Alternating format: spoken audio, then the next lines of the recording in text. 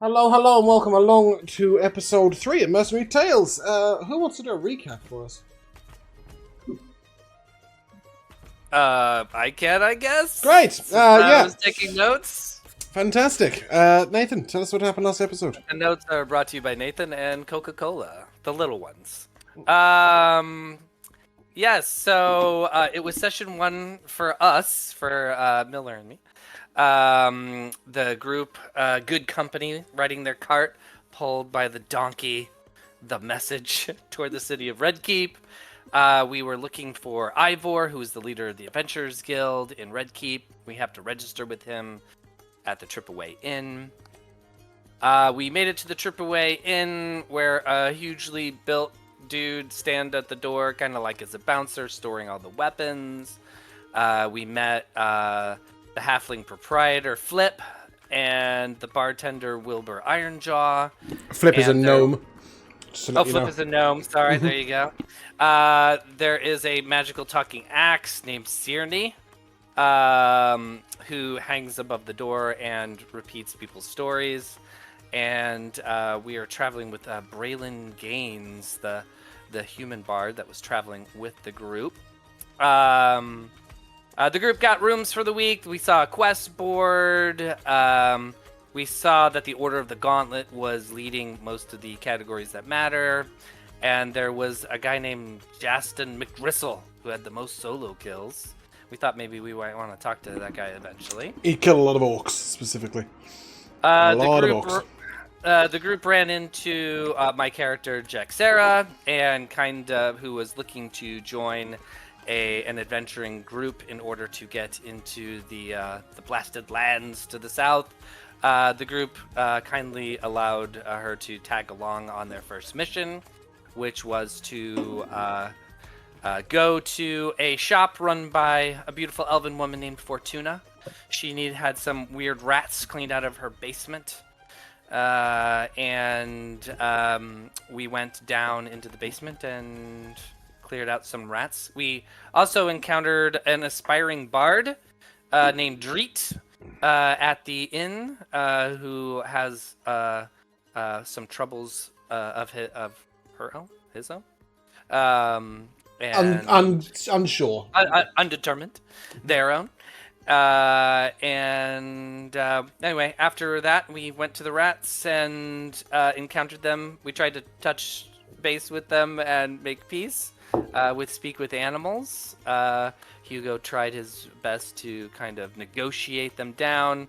We even raised one from the dead, thanks Finn.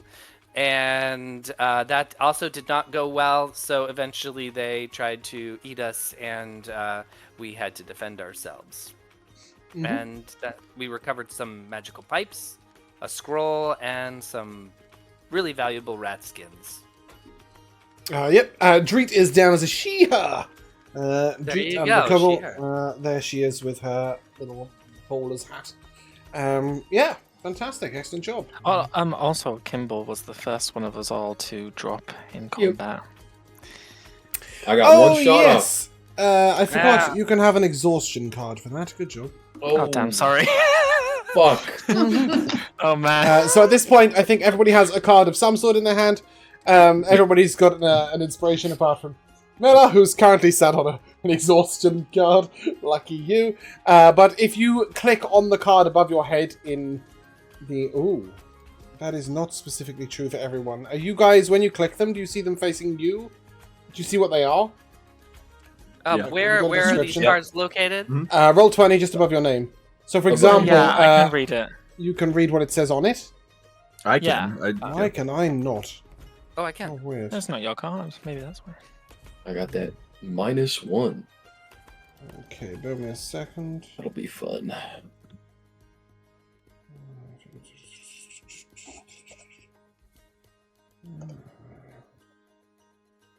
Okay, cool. So yeah, you should be able to read what the cards do. Obviously, the D4s are D4s, but the exhaustion card will detail you that you have a -1 to all rolls, including the DC of your abilities and saves. This does not apply to death saves, but you won't be making any of those. As you guys stand victorious over the dead rats, we will resume. Sorry, there's 90 things to do. You start off by getting 20 experience points, which you can apply now as Fortuna will poke her head down the stairs. Did You we already alright? count those last time? No, you did not. This is your quest reward. Ah, all right. You alright? We're mostly okay. I think we've perhaps taken care of your little rodent problem. You have? I believe so, yes. Would you like to come and see? It's safe now, I think. Yeah, we got him. She We sort of roughed him up. pops her head. Jaxera lowers her veil now that the danger is past. She sort of very slowly steps down. Sort of the door rings behind her, and she noses out and. It looks great. Oh, those are some really big. Is that a man? She sees the corpse. He of the was a man. rat. He was a rat, and now he's not a rat. Yep. Yeah. Oh, now he's a corpse. Right. DM, do any of these rats have fleas? No. One has some very one of them, the queen, has some very strange bulbous stuff going on. I have can't use that. It's fine. No. I think that's the rat-human hybrid babies that are brewing. Yeah, it does look like this is not giving birth, but instead multiplying in some other way, a little like a bacteria, if you will. But she sort of. But everything that should be dead is dead. Yeah. Yes. Okay. Just at the back on the left is a fairly large box. Just next to it's a small box. Could you just bring the small box up with you when you come? Sure. And she's sort of indicating, Jinx. just around this corner, you'll sort of see this single box. It's okay, you don't need to go and grab it, but it's over there. And somebody who would go and pick it up. I would. Kenton, you head on over and you go to pick it up, and it's pretty heavy, but you sort of lug it and bring it over. And as you guys are able to head up the stairs. Go on. Just really quickly before we do, I think my Speaking with Animals should still be up. Sure, yeah, there is. so- it's 10 minutes, right? Yeah, let me just. You didn't cast any concentration spells during. No, combat? I made sure not to. Well, Speak with Animals is in concentration, anyways. Yeah, I learned that out yesterday too. I was like, this whole time I've not like cast Verify or anything. I was like, there was no reason not to. Yeah, it's just 10 minutes. But I'll just shout, Brian and co. This little tiny rat sort of pokes its head off the side of the box. And, yeah? The king's dead. He's been usurped. Okay. And he scurries back, and then you see, like, very slowly, one rat, and then a second rat, and then a third rat sort of making their way along the boxes.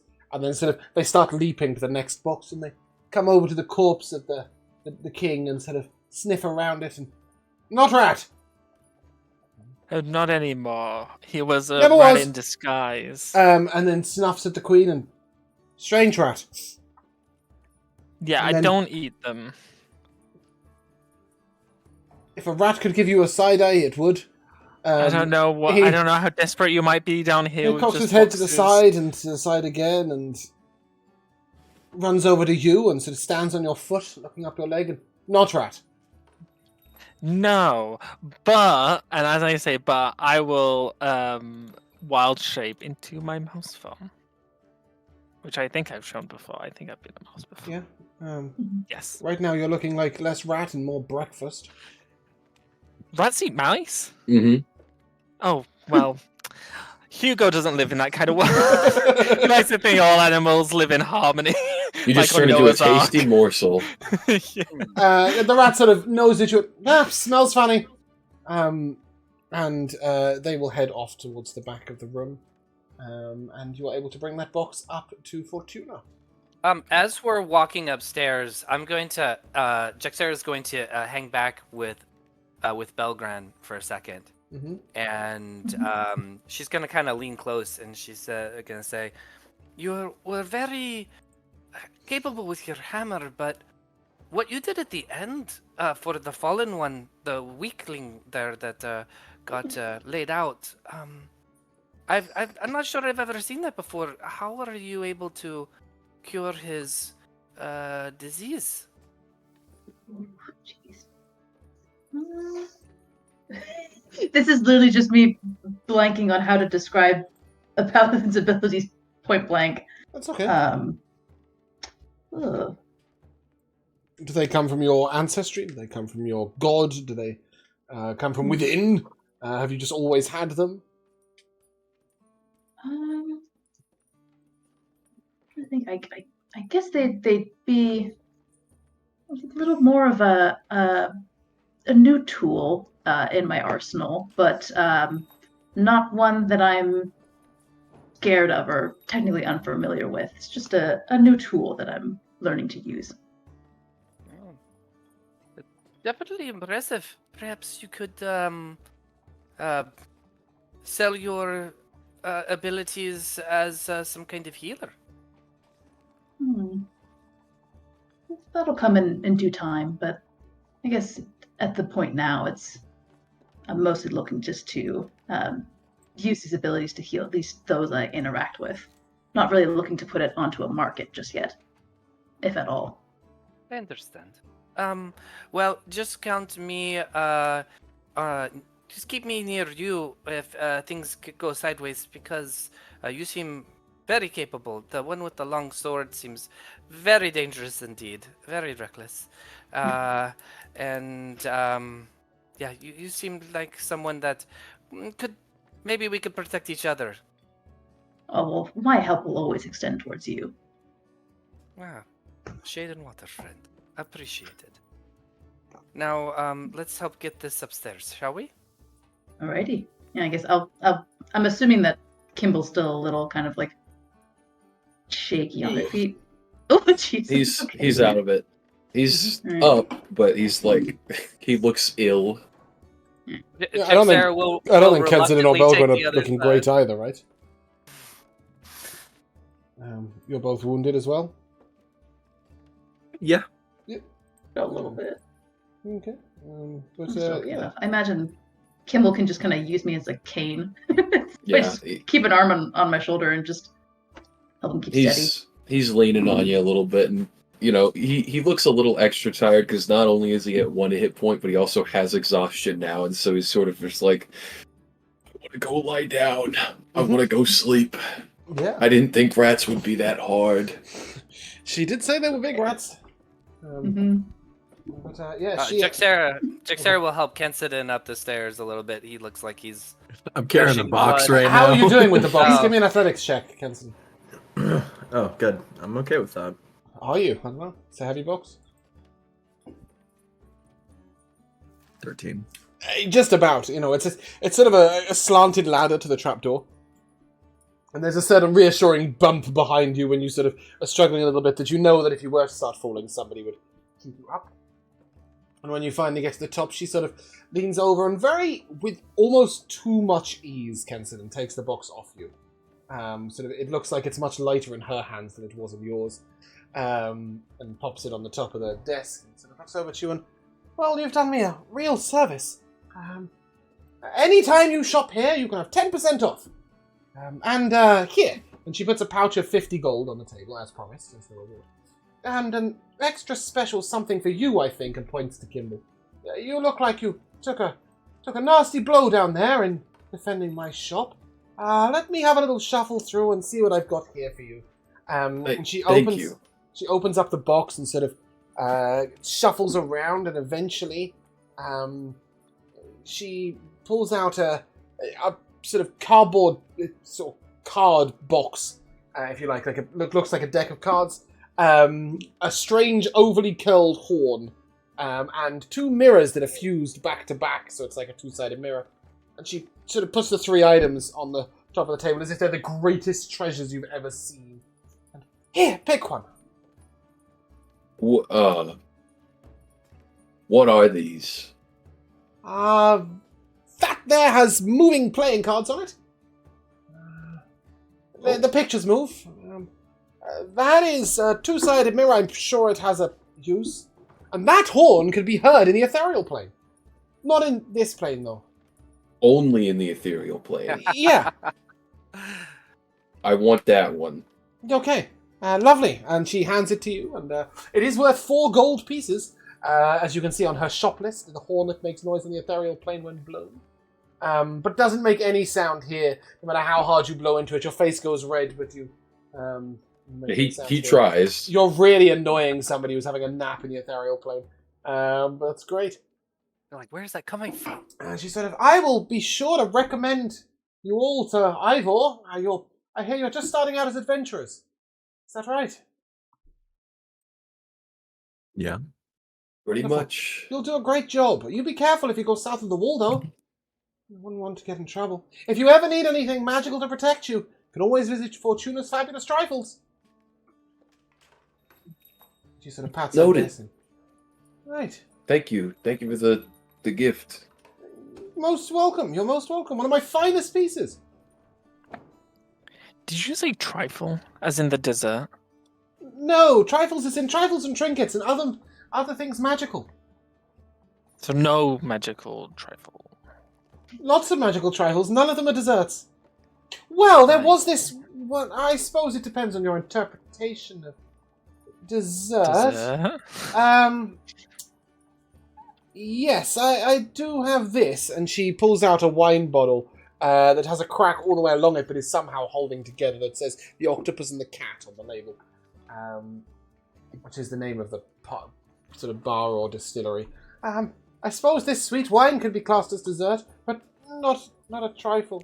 I've also got this, and she puts on like a sort of it's a porcelain cupcake. She sort of slides it across the table with you, and if you lick it, it tastes like cake. You can't eat it though. By the way, the shop list is right here. If you guys want to browse it, it is literally right there. How much for the cake? It's a gold piece, I think. It's number 16 on the Sold. list. I have 6. You just want the one? What are there different flavors? Yes, that's Is there a blueberry, red that's raspberry, velvet that's one? strawberry, that... No, I don't know what that is. Oh, Why would you want to bastard. lick velvet? That would give me the shit. No, I've got I blueberry, think raspberry, that's a strawberry, halfling. chocolate, vanilla, and sprinkles. One gold piece Sprinkle each. cake. Yeah, it's like hundreds and thousands Meaning- on it, you know? So it tastes like Like banana and what sugar. exactly? Right. Okay. And what were the other options? Chocolate, vanilla, sprinkles. Strawberry, raspberry, and blueberry. Oh Jesus. I put the cupcake back. Oh, no flavour for you. That's a shame. Nah, that seems like an odd arrangement of flavors for my little taste buds. Thank I you, am- though. Interested in this one thing though. This 1/3 of an ancient treasure map. Ah, yes. Here, I don't know what happened to the rest of it. Unfortunately, it doesn't have the X on it, so we can assume that whatever it was attached to, there's treasure nearby. Yeah, I'll take that off your hands. Sure. Yeah, it depicts 4 islands, the edge of 2 and like 2 actual whole islands. There is no note of where these islands are, although she problem. has sort of written West ? Across the top. Is there an X on the island, like where a treasure's supposed No, to the be X, buried? she thinks the X is on the missing On the other 2/3. 2/3, of Yeah, course. okay. Okay. 5 gold pieces for that. So. That's all my money. Oh, well, I don't think it is. She's just handing Well. 50 gold pieces, right? To the Yeah, group. so Well- we must discuss this speck of gold. Who is in charge of holding all of this? Are we splitting it? Perhaps you evenly? might have this conversation on the way to the tavern. And she gestures towards the door. Oh, Wouldn't I want to do it see. in your shop, yeah. Unless anybody else wants to buy a hag's eye before they leave. Actually, there is a couple of things I'd like to buy. There are I a few was- things I've I've been given trying you to prevent myself from buying. I've given you 1 shop so far, and you are I know, spending but all I've your got- money. Just to It's give you so a concept, tantalizing. there are 48 stores in Red Keep. I know. This is the Now we have a first one you have 10% walked into. discount. It's the first one you've walked. Oh yes, that is true. Do make sure you're applying that. By I was the going way. to say, let me Give get yourself my back one your gold 5 back. silver, or your Or Oh yeah, are we yeah, splitting it the would be gold? 5 silver. Or are we just Um, having a team's gold? The gold is about to get split, but after you finished shopping in here. Okay, yeah, that's fine. I'll use my own gold for now. I would like a left you chunk on of this for fossilized now. unicorn poop. Right. Okay. I've been trying to get rid of this for Um, months. I would like a wire It's in the necklace shape of with a an rainbow. perfect. A wire necklace with an unidentified fang as a pendant inscribed with the letters VA. Yep. And what was the other one? And an artificial dragon scale made from copper that whispers a word when placed up towards you. That I was going to buy that one, but I got the map So instead. that will be 17 silver, so you can have your 10% discount and pay 15 silver. We'll be generous. 15 for everything. Yeah. Or 1 gold Okay. and 5 silver. If you Are prefer. these things I can actually add to my inventory? Are these Mhm. like no, they are? Yeah, yeah. Oh my goodness. Has Star Okay, Crystal thank- changed the Oh next my time you come lord. back?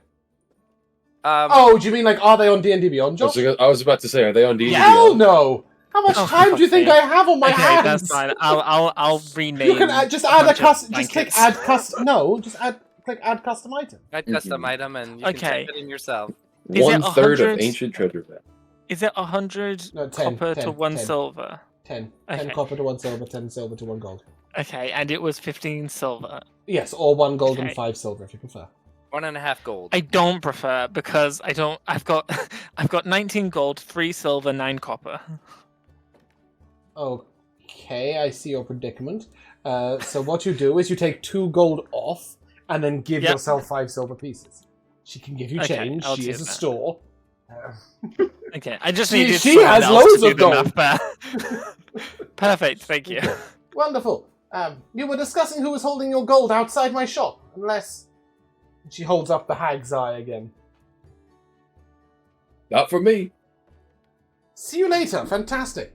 If you are looking for actual spellcasting components, by the way, Kian, there is a store for that. I don't suggest you go there today. Yeah, I was trying hard to restrain myself. No, I think her name is Miss Jeannie, but I could be wrong. I will double check that later, but there is definitely a store that sells literal spell components, and all sorts of them, and later. But for now, you've got a half-dead companion, so take him to his room and go and get settled. And you head back to the Tripaway Inn. Yes. Okay, and on the way, you were discussing who's holding your gold. How's that going on? Do you guys want to have a shared gold and an individual gold counter? Do you want to just put it all in the group loot tracker and divide it at the end of the session? That would be my personal suggestion. If you put it all in the group loot tracker for now, and then at the end of the session or on the break, you can say, oh, you have this, you have this, you have this, and keep a bit in the group thing. That's here. That should be Split available for all everything. of you. Cutsies. Yeah, so you can sort of split some of it by 7 and leave the rest... 6, sorry, and then leave the rest in the kitty or whatever, would be my personal suggestion, just to make sure that it's done at a time where it doesn't interfere. Works for me. Somebody has already put 50 gold in there, so fantastic. Toodle on by, and off you head to the Tripaway Inn. Question as well, just because I made a quick note of this. Has anyone claimed the 3 copper pieces that were also found at the end of... No, I had no idea how you were going to split those. So, yes, can we add You can 3 just copper have to those, the I 50 think, gold? if you want. Half a Oh, copper Belgren. piece to There you go, everybody. Belgren. There you go, Belgren. You've been given them by Jexera. Take those 3 copies. Rich now. Look at that. Yes. 3 copper, I have think, the does pennies. buy you some things in the Tripaway Inn, I think. I don't know. The menu's somewhere. Here we are. When you get there, yes, you can buy roasted almonds for 2 copper pieces. There you go. Sorted. Easy. Alternatively, you can save up for a few months and get some natural bath springhouse time. Regardless, when you guys head to the Tripaway Inn, you will hear a very competent sounding bard singing when you enter. She has a beautiful voice, like velvet, as she is singing a song. This cannot be Dreet. It is definitely not Dreet. And there's We this- gotta be mean to Dreet, man. He's trying. Yeah, she was that. But yeah, as you head on in, you will see Wilbur standing behind the bar, and oh, you survived. Can I get you a drink? Well, most of us survived. She kind of shoots a sidelong glance at Kimball. You look a little roughed up. Can I get you a beer? Take a drink. Right, good. And you will get your meal on the house as part of your room. And today's meal that is being given out is on the menu. It is...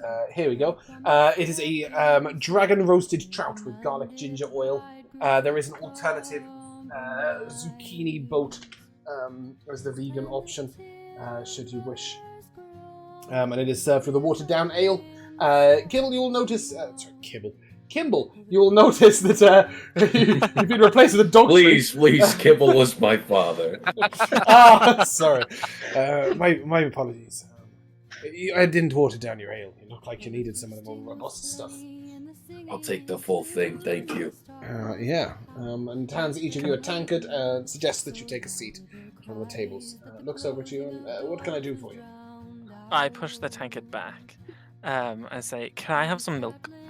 I take his.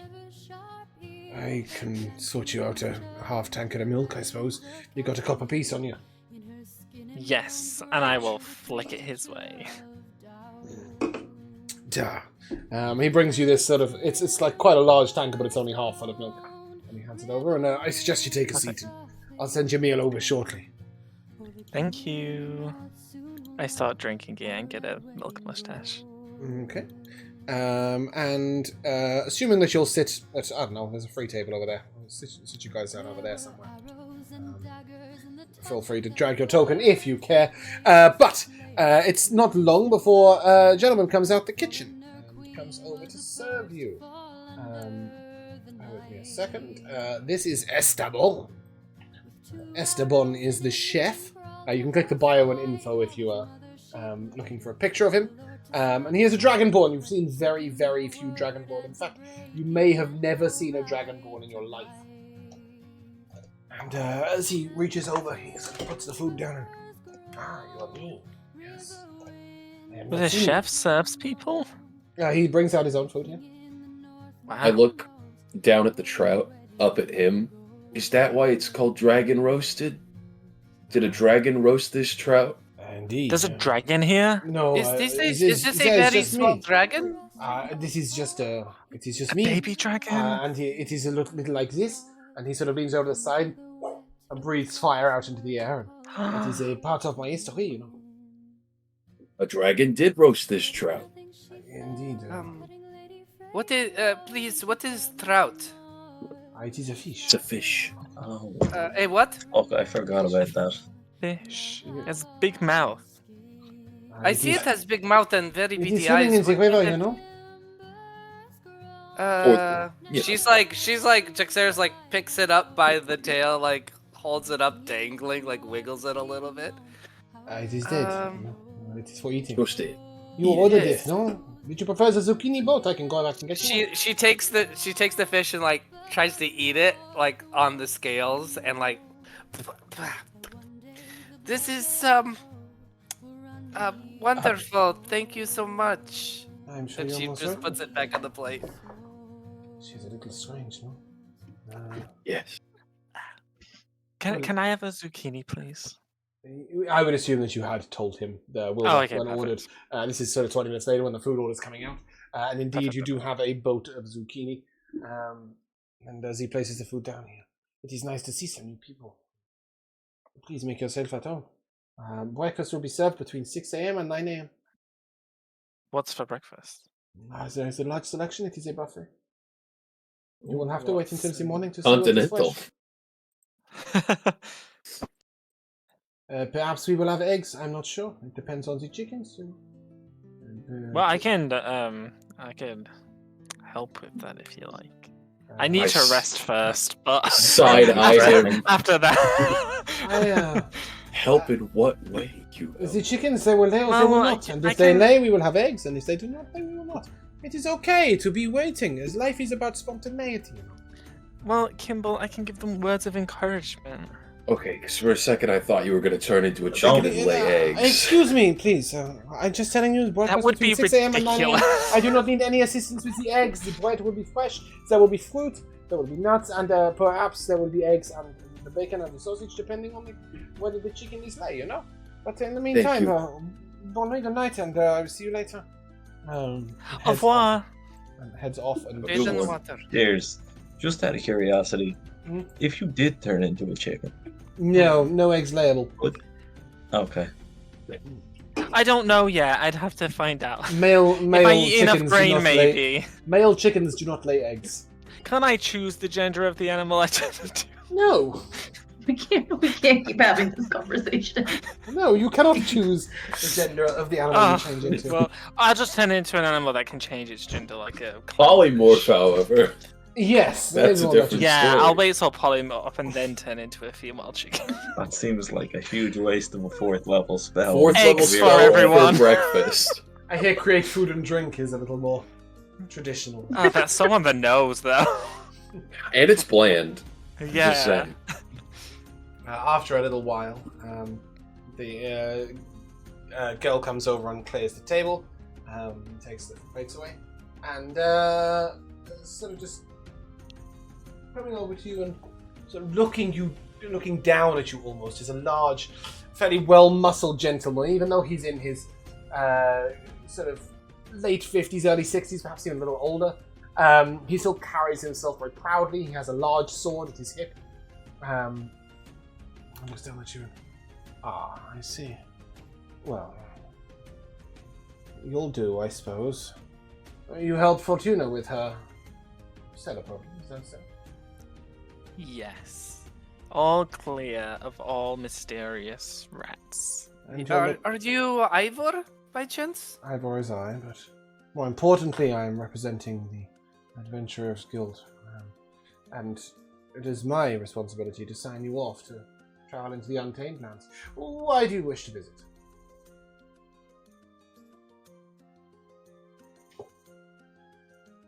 Well, I need to get through the gates to the south. Yes, and I'm asking why. For fun. I'm a wizard. What else is needed? That's the best reason I've ever heard. I don't have my stick with me right now. I left it in the cart, but You're a wizard. Okay. We're gonna bring balance back to the world. We're gonna restore nature to Well, how now it we're should talking be. about a worthy goal.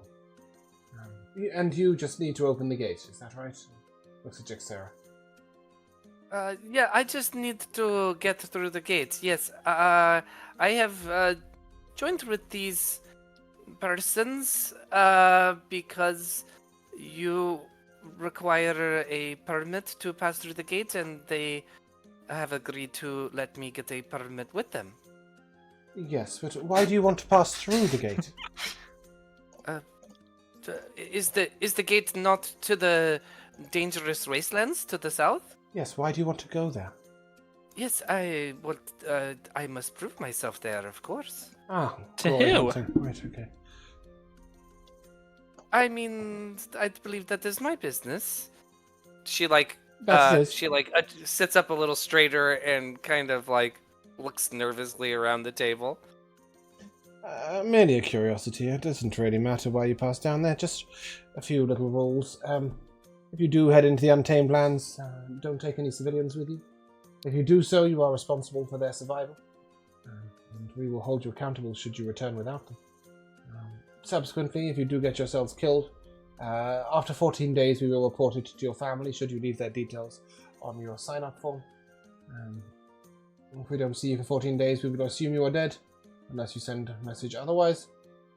Communication can be made with various incumbent mages. You will meet them on your way down Malik's Crossing. But for now, you'll each need to fill in one of these. Does anybody have any problems with reading or writing? I can fill out your form, Ken. That's fine. Absolutely fine. Thank you. Okay. Please refrain from doodling in the margins.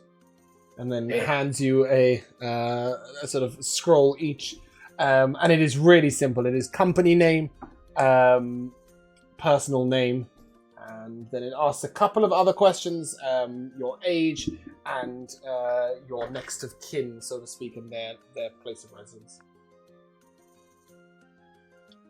Fill it out. He walks away. Well, we'll fill them out. No, I never Sarah thought kind I'd of have to- covers up hers so people can't see what she's I writing. want to see it. I really Oh, want to see it. I was I'm going to say. peeping. Someone trying to peek? She's not letting you. She's just like, I'm gonna try and catch a glance. Yeah, as you sort of try and lean to the side and this sort of shuffle goes on to the edge, everybody else is very, very aware of this situation. The further to the right you shuffle, the closer to the left Finn is getting. And the two of you sort of peeking over each other's work in a class, and the other three saying anything.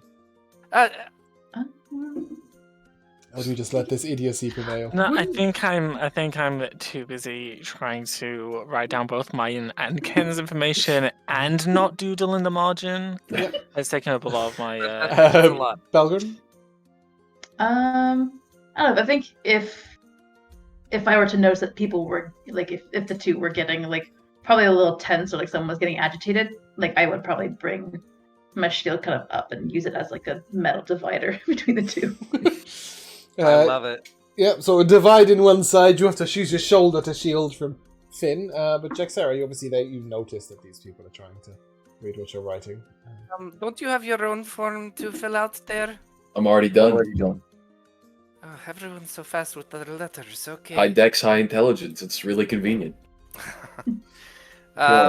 She fills out she fills out her form kind of, it seems like reluctantly.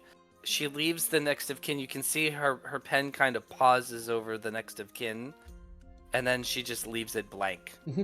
It does say leave blank if not applicable. So, yeah. And after a few minutes, Ivor comes over and takes the pieces of paper away from you.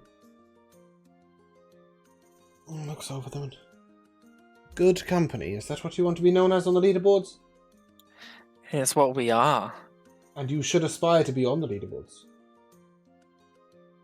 Reducing the monsters and nasty beasts and twisted Well, of enemies course we of the will. Southlands. Yeah, is- we'll be on the top in no time. We'll make a new category. Try not to get yourselves killed. In the meantime, if you are interested in quests in the Untamed Lands, you'll find them at Malak's Crossing. Best of luck to you. Thank you. I will explain as a DM that you can get quests for the Untamed Lands from the Tripway Inn, but they're more likely something to do with something personal to someone here. So, for example, my sister got lost in the Untamed Lands. Can we try and find her? That sort of thing. The quests from Malak's Crossing are more sort of, special bounties. If you can, a particularly nasty mage orc might have been wandering about, and there'll be a special a bounty on his head. That sort of thing. If that makes any sense. It does. Great. But as you are finishing your meals, Wilbur comes over and puts a little tiny, sort of small shot glass copper in front of each one of you. And I like it when new people come to the Tripway Inn. And I think you're going to be quite the exciting group. I understand you're going off to do some work with Dreet in the morning. That should help you with not having a head on you in the morning. And get you to sleep nice and fresh. Well, thank you. Hell yeah. No problem. It's my grandmama's recipe, actually. What I'm color just room gonna do you shoot sleep it in? back. I don't sleep in a colour room. Oh. I've got my own place. He has a little home down the road. He doesn't. I live just with kind of the like people. look to like one side and the other, and to him. I don't know where to go with this conversation now. It wasn't a conversation. I just wanted to give you a drink. Now, good night, the lot of you.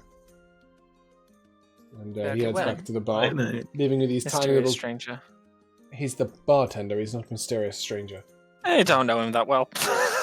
He is the person you have spoken to most in this entire campaign, with the possible exception of Braylon Gaines. Braylon is... Ryan. well, yes, there is that. Braylon has not come over to you at all tonight. He seems to be frolicking a little with a lady named Kyra. There's these little tiny copper shot glasses in front of each of you. Those of you who lean over and sniff it will find that it smells quite strongly of aniseed and mint. Mouthwash. A I little didn't bit. even bother. I just shot it back. Okay, not alcoholic at all. This is an herbal remedy or mixture that will help you to sleep. You'll begin to feel drowsy in about 45 minutes, and will also attempt to reduce the effects of a hangover depending on how determined you were to get drunk the night before. But So for I got those about of you, 45 minutes to get as fucked up as possible. Let's get fucking sloshed. you are currently on 3 hit points out of 11. Get yourself to bed before you accidentally die falling off a chair. I'm gonna give my shot to Ken. That sounds like 2 hit points worth of leeway. Oh yeah, dude. Take a second one. But we will banish you off to your rooms for the night, where you may take a long rest. Resting in the Triple-Way Inn reduces 2 levels of exhaustion. Nice. So it will most definitely restore yours. You may take a full long rest and all the effects with it. Amazing. Did anyone take the black room?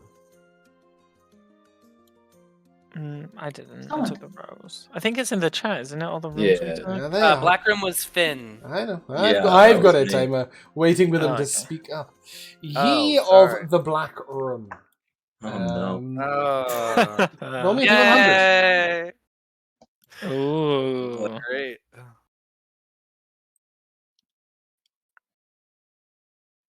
What did you Man. get? 40 dead on. 40. Nice. Yeah. What is that? That's if you instant death. Sorry. No, no, no. kill Yeah. Veteran Roll Ken, a new I'd be character. So sad. Finn, you have a strange dream during the night. You dream of an encounter between what appears to be a large, muscular man.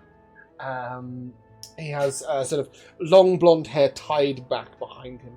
And he has a shield in one hand, but has a staff in the other.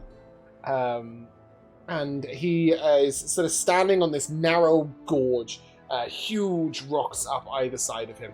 And as he stands in the pathway in the middle, you can see him sort of raising his staff. Wind is sort of, his hair is flying back as wind is gusting towards him. It starts kicking up the sand around him. And you begin to see a slow swirl of purple light around his feet. And after a moment, a great worm rises from the ground, lifting underneath him. He stands upon the neck of the great worm and is lifted to the top of the gorge, where he turns and sees a genie. A dark blue-skinned genie who looks at the man and says, "But you have made it to the top. And now what? Were you expecting a wish? No. You have met your demise. A pity. You have tried so hard." And then you just see this man sort of, "Nay! Begone, genie! Foul creature of the abyss!" And the genie sort of goes to correct him and tell him he's actually from the elemental plane of fire, and he doesn't care. He waves his hand away and he's like, "Nay, I banish thee!" And starts to cast this spell, and you see a bit of a magic battle between the genie and this man with his shield and staff. And as the dream ends, the genie disappears, and the man is swept up in a swirl of grey mist. And all that is left is a large staff, beautiful and silver sculpted, with a beautiful eye at the top. A strange, curling, twisting, like a rope, but made of metal, all the way down the staff to the bottom, where sits a dark purple gem, spinning idly on its own as the staff is left amongst the sand. As you're about to wake up, you see the sands drift, and the staff begin to tip over the edge and back down the gorge. That was strangely apt. If you had have rolled a 60, it would have been a very fighter-oriented dream, and it would have been very odd. Yeah.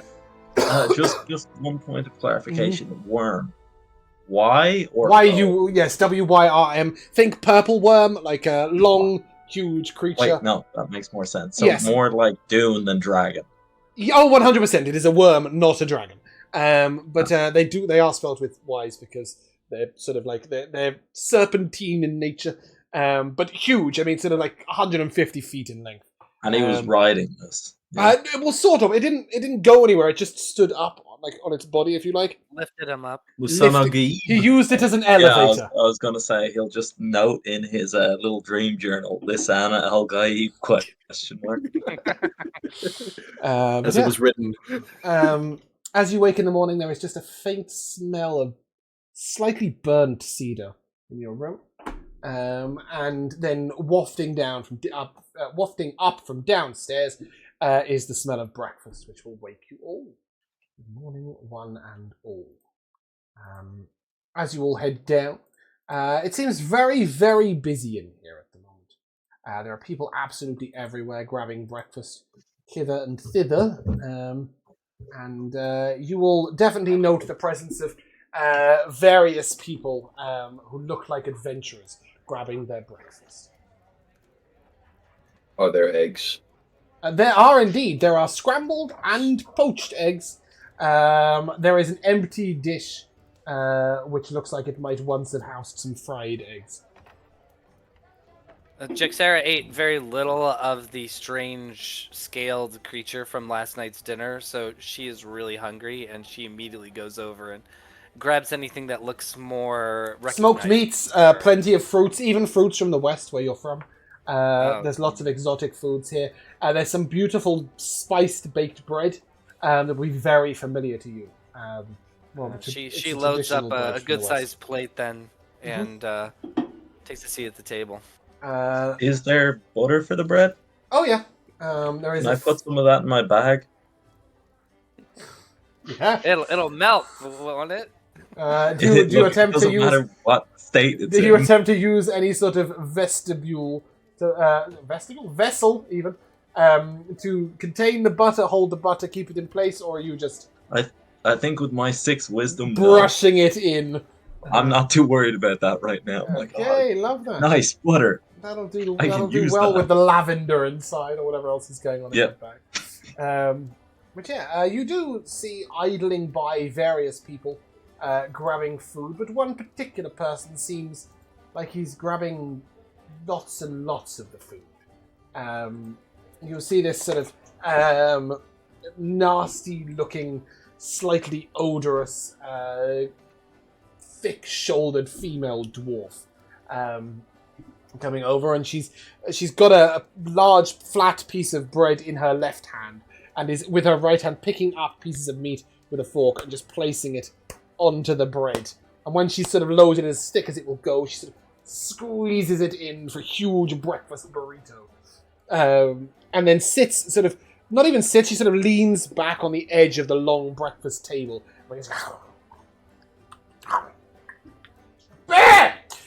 She yells out, and after a little while, somebody comes over and gives her a tankard of ale. And she gives it back to the serving girl, immediately carries on with her burrito, and as she looks over at you lot, newbies! Ugh! You smell! She carries on shoveling this burrito into her mouth as she sees all of you. So do you. Do we? Do you? Yes, you do! Stink. I know, a lot of you.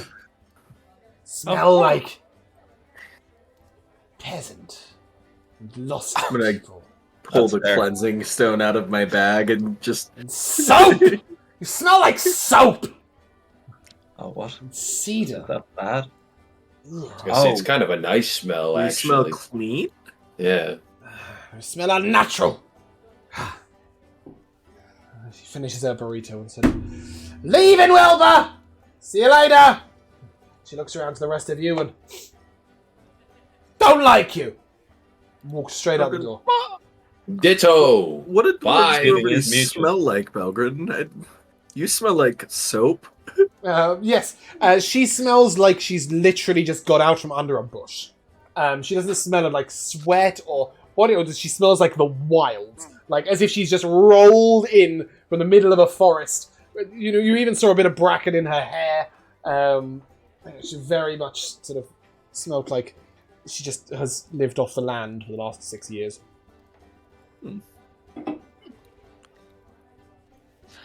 While having breakfast, could I take that artificial dragon scale and put it up to my ear? Mm-hmm. What do I hear? What do you hear? What a great question. Are you meant to hear something? Yeah.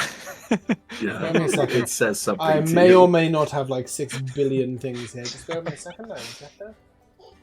I would tell you it, but I don't know how to pronounce it.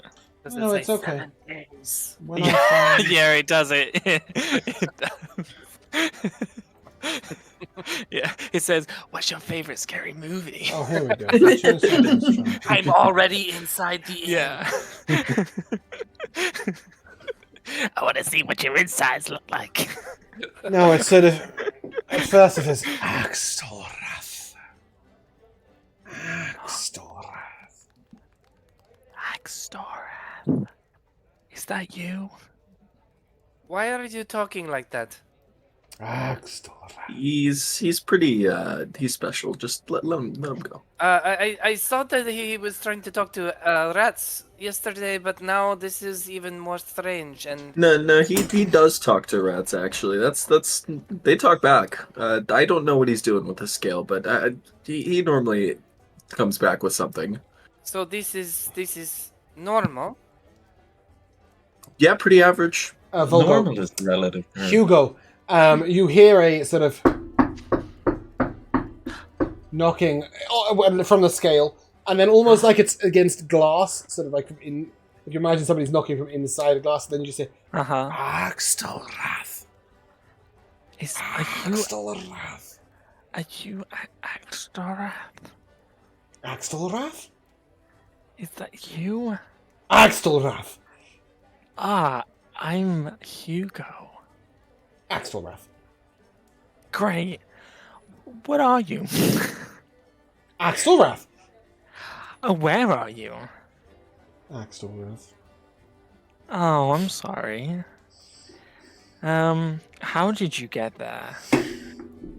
Axelrath. No, yeah. I've got nothing here, Josh. No, This is yeah, a very- you don't. this is a very I limited get it. conversation. Yeah, you don't know. I get that. Fairs. Do you wanna get out? Axelrath? Great. I'll look into that for you, and then I will put it back in my.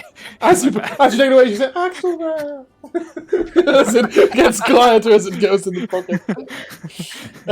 Never have I had such a stupid D&D conversation as that.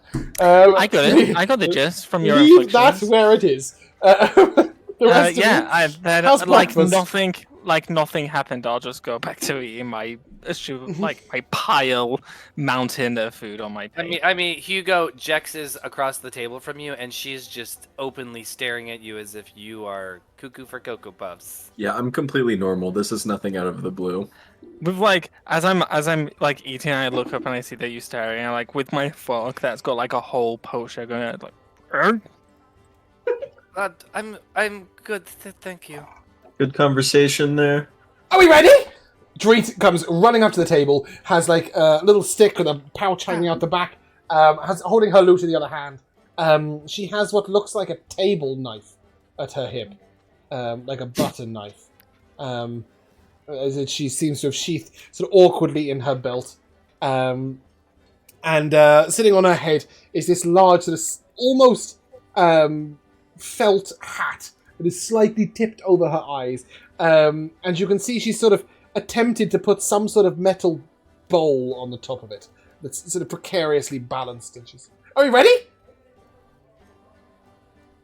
We are finishing our meals, but we will be on the road soon. Okay, I'll get some more sausages. And she runs off to where all the food is. You get me 3.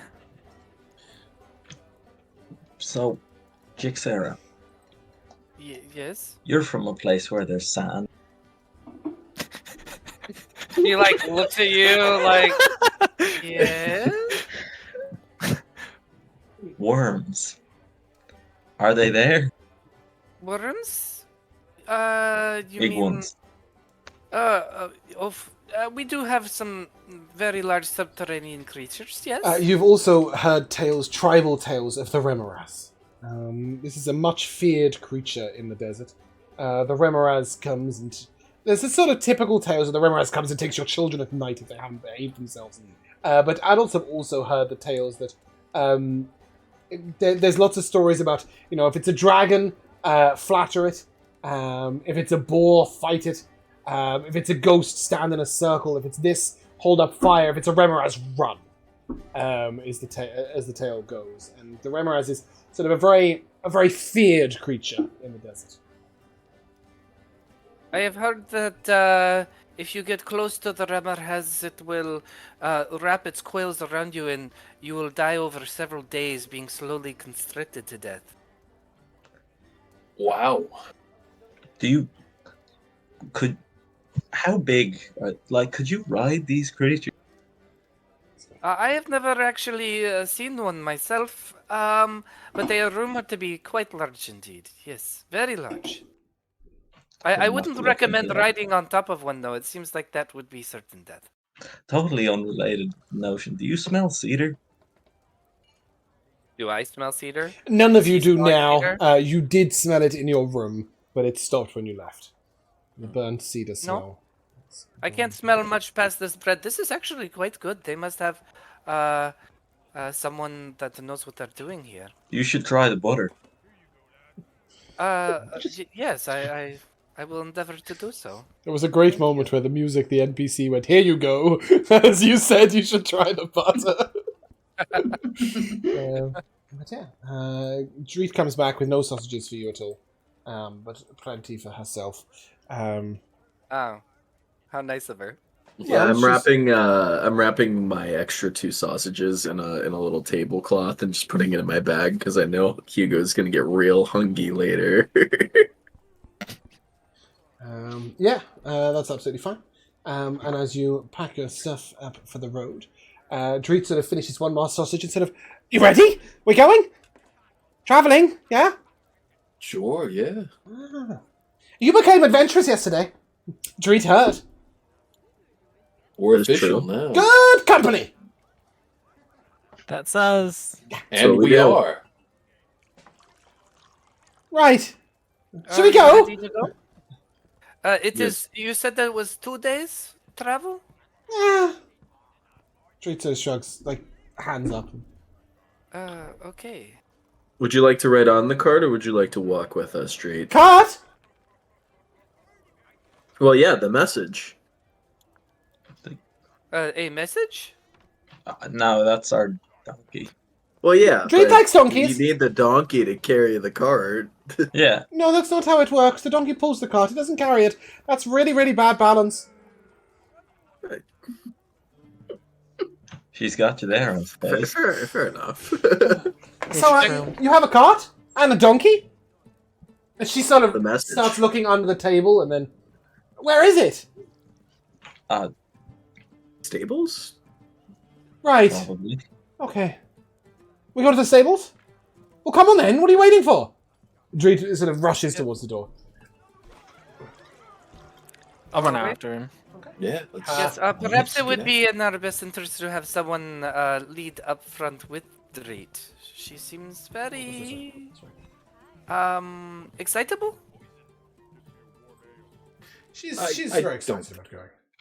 Oh, I'll keep a close eye. Is spaghetti in the inn? For breakfast? No, the dog. The Oh, dog. the dog. dog. Spaghetti was in the corner. I We're say gonna get real goodbye. confused, guys. Yeah, you go over and say goodbye to Spaghetti. And Spaghetti sort of nuzzles at your pocket a little bit towards the bag and starts Looking for that butter. nosing at the edge of the bag. Is spaghetti a boy dog or a girl dog? Yes. Okay, That is I would definitely say, the case. to be fair, we've had some interesting conversations so far, but no, I need that later, probably. Can't do any of it yet, still. I have no information on male or female yet. I'm sure this is written down Such somewhere. a pissed off dog. I can't tell. My animal handling is negative. So That's I a will dog. either shake his hand or salute and leave. You can salute Spaghetti. The dog cocks its head to the side and says nothing. It is a male dog. Sir, As Finn rejoins us, I'll just look up to him, literally, and say, "Did you just salute a dog?" he's actually very mannerly, but he's quite formal. Huh. I'll turn back to Spaghetti, and I will also salute. You get a strange, slow nod from a man sitting nearby. You guys can head into the streets of Redkeep.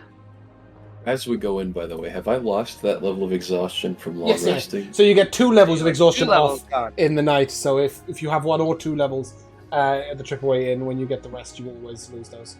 How do I get rid of that? So the card, you can just deal it to the table. So you just click it and drag it out onto the table. Oh, okay.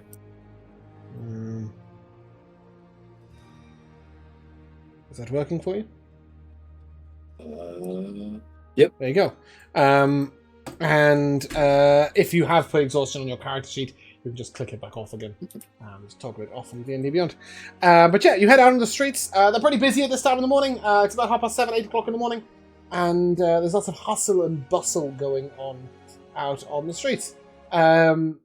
As you are passing through, heading to the stables, you will note that there's quite a lot of people heading the opposite direction to you. You're headed out the northwest gate, northeast gate, is it? Sorry, bear with me a second. I don't have my map. Did open. we Northeast pick gate is. up the donkey and cart already? No, that's what I mean. You're headed there. Oh, okay. I'm just looking through my 10 billion different things to find my map. There we go. I'll put us on here. Yes, so you're heading to the northwest gate to pick up the message and the cart. Obviously, you were all handed your weapons back when you left the AAA in, and you all would have had to give them in when you got there. But most people seem to be heading to the south gate. You can hear lots of flurry and voices and people talking, and there's a lot of excitement apparently going on with something. Is there no way of telling? You want to try and listen in on some of the rumors and some of the yelling and shouting? Yeah, give me a As we're perception walking check. past everyone. Give me a perception check. I Anybody want to. who wants to give me a Guidance. perception check? I'll may do so. listen. Hell yeah. Ooh, that is 25. Okay. Okay, that's better than mine. Yeah. And better than Kensidon, too. Oh, yeah. no, guys! Yeah, Hugo, you hear sort of, they're back! They're coming back! I wonder what they brought this time. Do you think it's a dragon? Do you think it's a troll head? There's Do you a think it's an dragon ogre? coming! What do you think they got? That'd be... troll. I Yeah, immediately nobody's like- talking directly to you. They're just discussing. No, out on I'll the admit, sides. as I hear Dragon out, like immediately stop and swivel to look towards Okay. the. You whoever see just said that. two kids, about 13 or 14, seem to be rushing through the streets, heading towards the south gate. Are they talking about the Order of the Gauntlet or someone else? I guess we could go and see if we really want to. Well, if there is a dragon, I have never seen one before. Neither have I. Nor have I. Okay. Yeah, I think Me Dree's fall. gonna get like way ahead of us if we try and turn around, guys. No, Well, Treat's with you. Treat will come. Hey kids, come back! Can't stop! Gotta go see! Well, okay, so we do have one option. I can send Oliver to look and then describe it to you. Or we can just Oh. get the cart Or we can It just go isn't, see it isn't yeah. long. If you want to pop down to the south gate and see what the commotion is, it would be I a think sort we of should- half an I think hour we should detour. At most. Well, how close are we to the stables? Can we just like Right nab the now, cart not and go? not. You're sort of in the middle of town. You wouldn't be able to bring the cart into town anyway. So you'd have to get it and go all the way round, which would be way longer. Round. You could just wander Okay. back, and you could go sort of like it's not the most indirect route for you to visit the south gate and then head on round to the west if you wish. Let's do that then, I guess. Sure. Could I because it's quite busy, so it might I mean, obviously it won't take us that long to get there, but it might be a little bit busy with like everyone on the streets. Could I wild shape into a rabbit to like cut through people's legs to get there quicker? Okay, you can do so, but give me an acrobatics check as rabbit to try and avoid getting stepped on, kicked. Okay, let me share the art of my rabbit first. Oh, there we go. Oh, jeez. Oh lord. Where are you where are you posting? I will put it in the roll. In I will put it in the Discord. roll 20 Oh. anyway. So if Okay. you don't There wanna- you go. There's Bulgar. There's Hugo as a rabbit. Oh my god. And acrobatics, you say, Yeah, as the rabbit, yeah. as the rabbit, which is Dex. Oh, it's better Dex than I've got. That is a 16. Okay. Yeah, you're able to dodge away from all the legs and kicking, and you guys are all headed to the south gate, yeah? Okay. Yes. When you get there, you see that the children who you are following and many of the townsfolk who are rushing away seem to have come to a sort of halt a little far away from where you were expecting to stop. Coming through the south gate, you'll see 4 tall, very well-dressed adventurers. One of them sort of has this dark black dragon scale robe, a beautiful magical staff, a fantastic looking long conical wizard's hat, is bespectacled with dark sort of locks of black hair on the side of his face. One man has a huge great axe slung across his back, and is wearing full plate mail armor that is shining and bright and beautiful, with TR very elegantly scrawled into the front. TF. Very brightly on the front. Another one is sort of holding this beautiful tower shield on his left hand. His sword is sheathed at his side. He's walking with a very somber face, looking down, long blonde hair. And lastly, a halfling, sort of slightly cloaked. Her hood is back. She's got sort of a short bob of black hair, and you can see that she's very red in the face.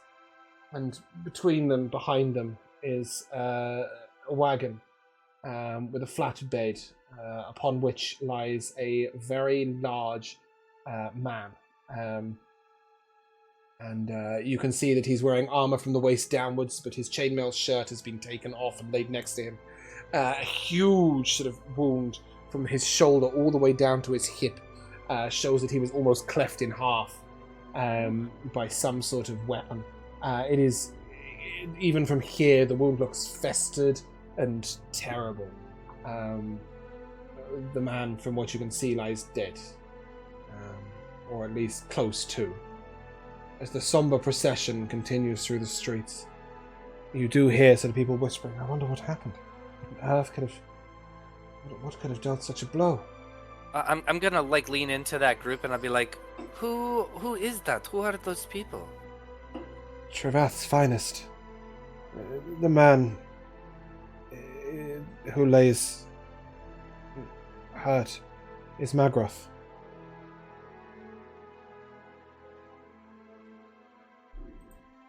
Jixera just looks blank. She doesn't know who Yeah. that is. One of the finest adventuring groups in all of the land. Which one is that? Travath's finest is the name. of it. Travat's finest. Ah. And you will see the embellished red TF on the tower shield on the armor of somebody else.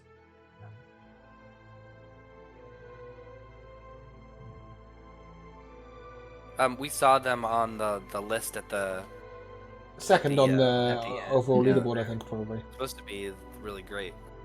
Well, they were when they were 5. Not sure how they'll be when they're 4. Although, you have heard rumours that great adventurers can be brought back even from death in times of need in the lands of Erros, but... You just... Even, Sorry, go on. even if he was brought back, it looks like there would be only. It would take a lot to put him back together. It's a horrible wound. I just wonder what did something like that. Perhaps a Remmer has. Giants. A man to your right says, "I heard it was giants. Giant. 6 of them. That's what they say.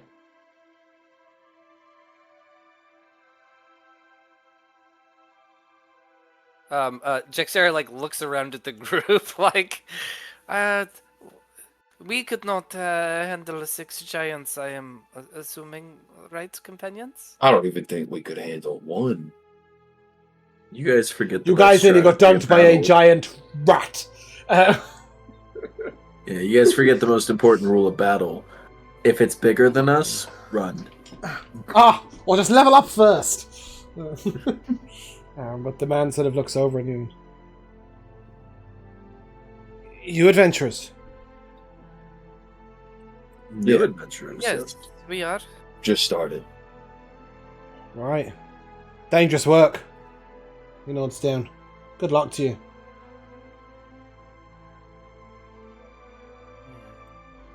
Thank you.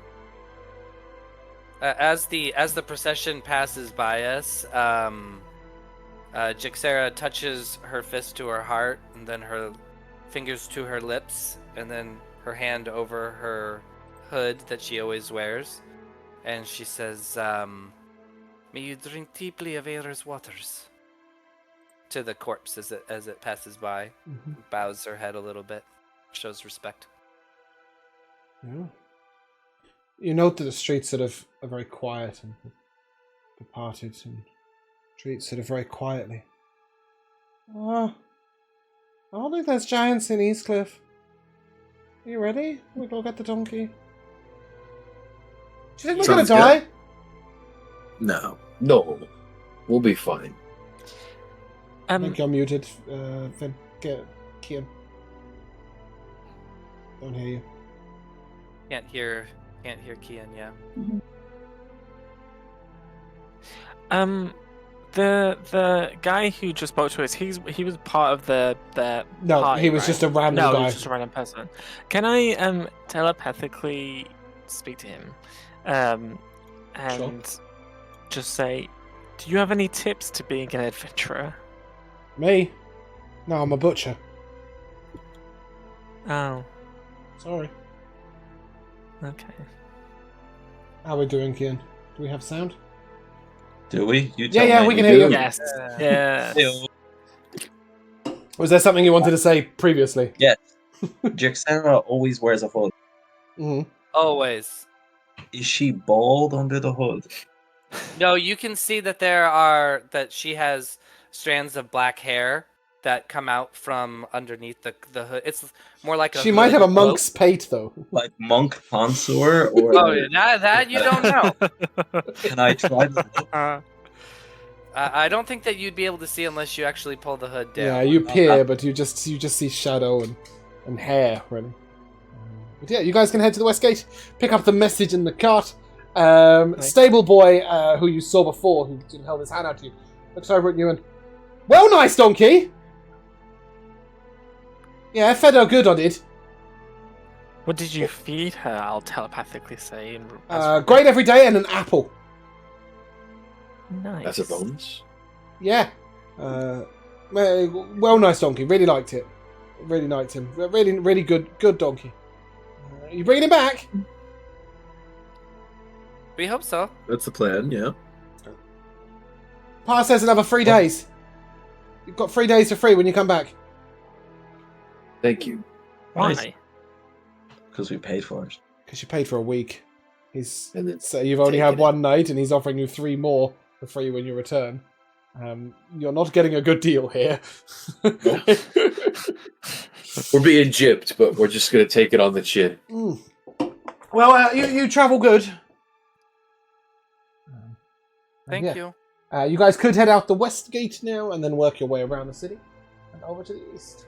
Is that? Yeah, I think that's probably faster than trying to go through all the crowds. You right? can't take a wagon through the Oh, streets unless you've got a license to do so. You're not a merchant, so you'd have to I go see. around.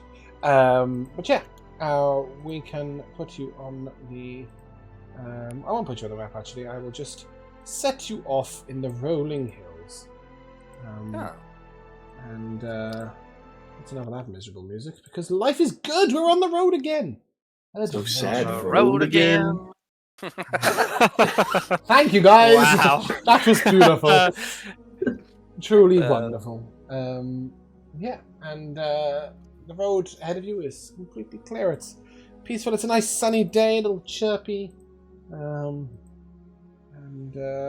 it is... Ooh, let's just change the time. It is currently 10 a.m. on Shares the 6th. But yeah, as you guys sort of idle on down the winding path, it's probably a little wider than this. You're not taking your cart on that little wooden track. But yeah, you can head onwards.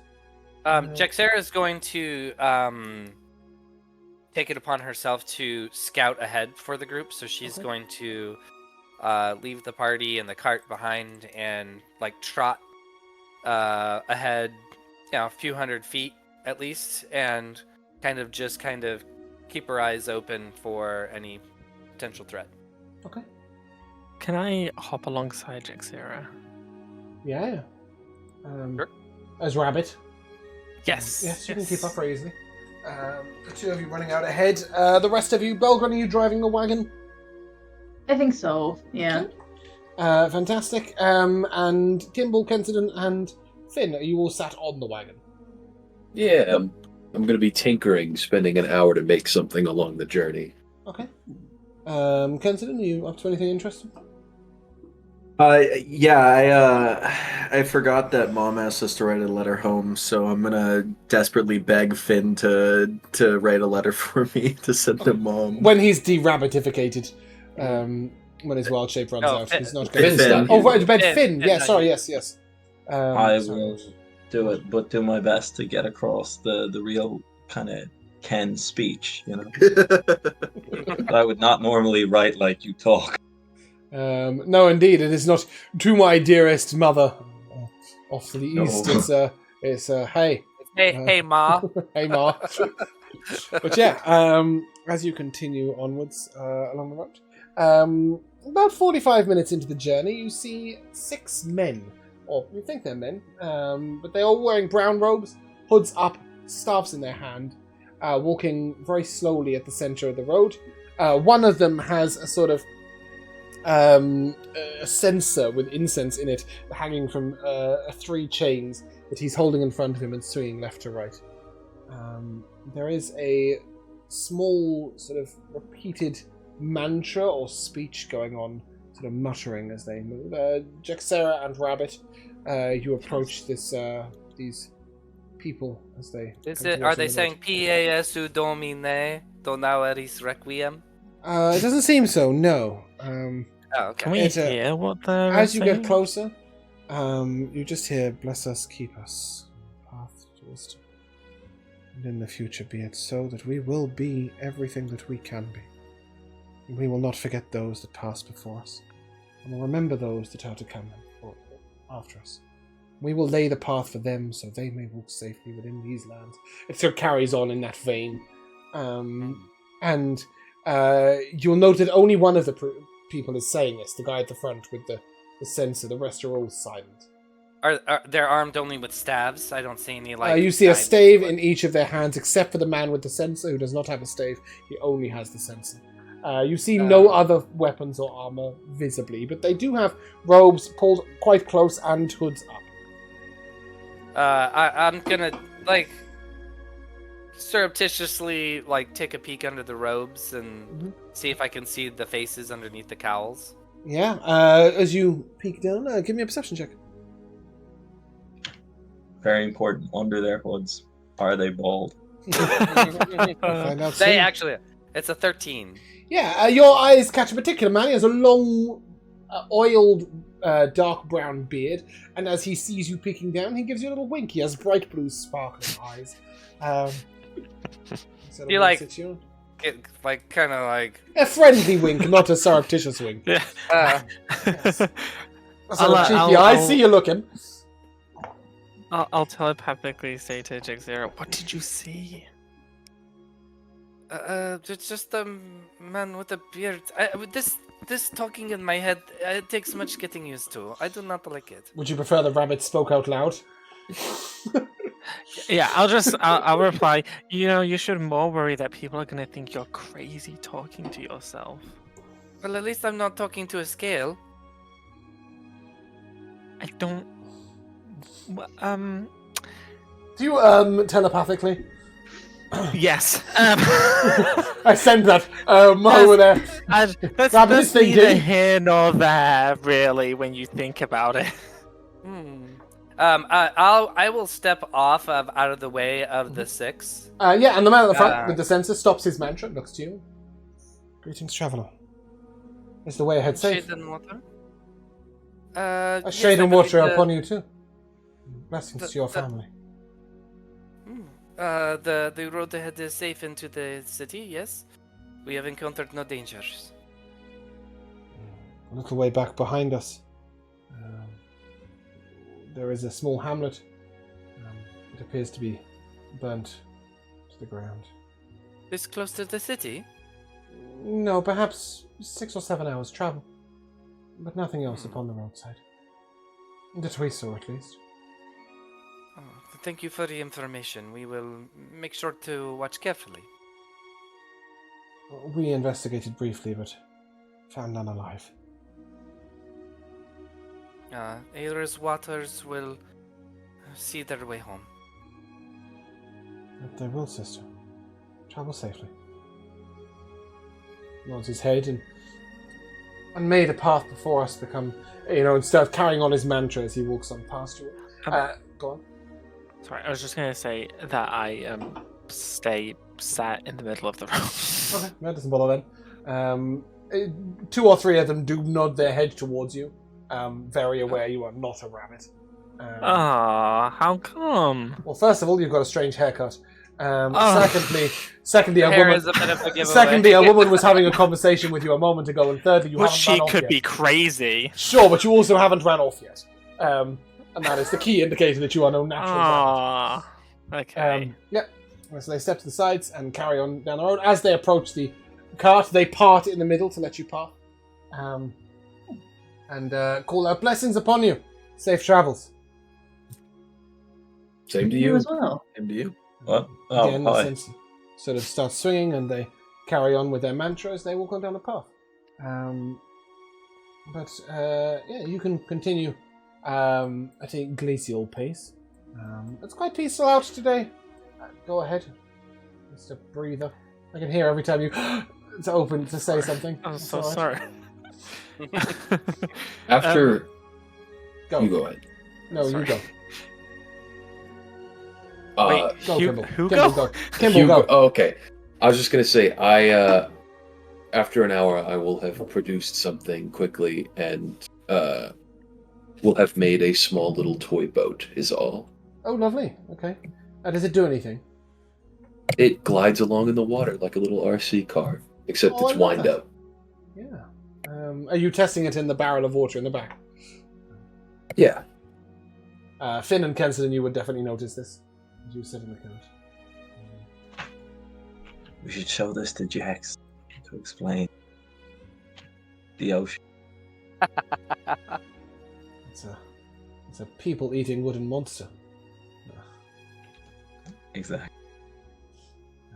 But yeah, as you create your little toy, and Kensington gets his letter home written. The sun is at its zenith, and it's a lovely day out. There's a slight, cool, peaceful breeze.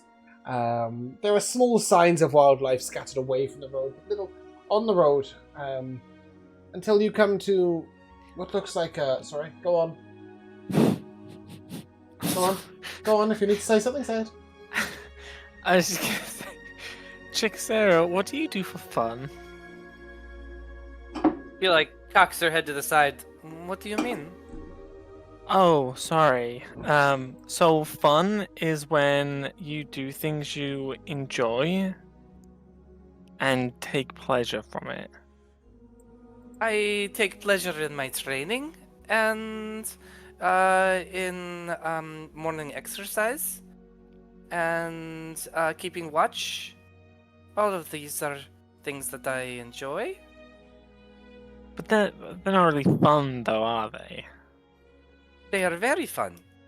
Have you not exercised in the morning? You should join me. Tomorrow morning I will train with you.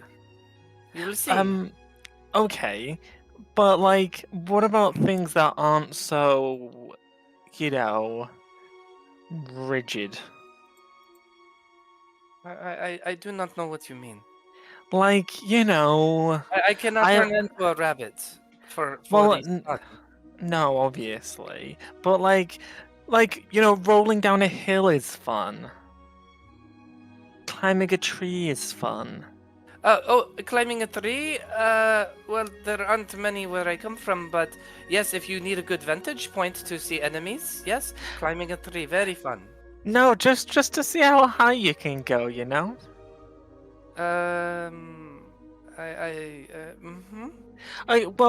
I'll look out for a hill, and when we get to one, we'll roll down one together, and then I'll train with you in the morning. Deal? What is the purpose of the rolling down the hills? To have fun. Yes, so I will consider your offer, but I must keep watch. No, you don't. You really, really don't.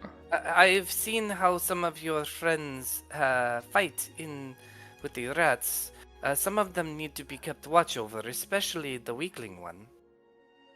Well, yeah, but we don't really have much experience with fighting. Well, I don't know what he did when he mysteriously disappeared for years on end, but when he came back, he seemed the same.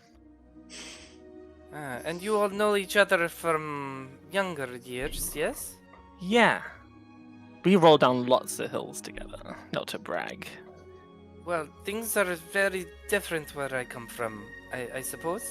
You roll down sand hills? We do have sand dunes, yes. You don't roll down them, though. They're very hot. You cook on them? Not usually. You do need some sort of flame to cook food. You said they were hot. They are very hot for your skin, yes. But not hot enough to fry an egg. Correct. What do you use it for? Use the sand? Yeah. Use it to conceal yourself. You from bury enemies? yourself in sand? You can if you don't want to be noticed. But you said it's hot. Yes, but only on the surface. What you dig down is not as hot. So you had to hurt yourself in order to get safe. Well, you usually dig with a shovel or a device that you have to move sand. Do you not dig in your dirt? No. I don't. That's not true. You were grave digging 2 episodes ago. I wasn't. I was a That's mouse. true. That is true, but someone was. Well, hiding from your enemies as a small rodent is very handy, but I cannot do that, so... Well, maybe I could train you. To turn into a rabbit? I think not. Why? First off, I do not think I would like to be a rabbit. You don't know what it feels like. This is true.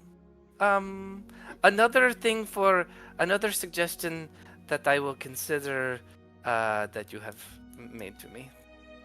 I Okay. thank you. Okay, I'll look out for that hill. You don't find a hill in the next few minutes, but you do Ah. find a small area of plants that you will recognize. Okay, I don't think Jaxera recognizes them, but certainly Rabbit does. Rabbit Hugo does. Also, those of you who are traveling on the cart who are looking out will see this.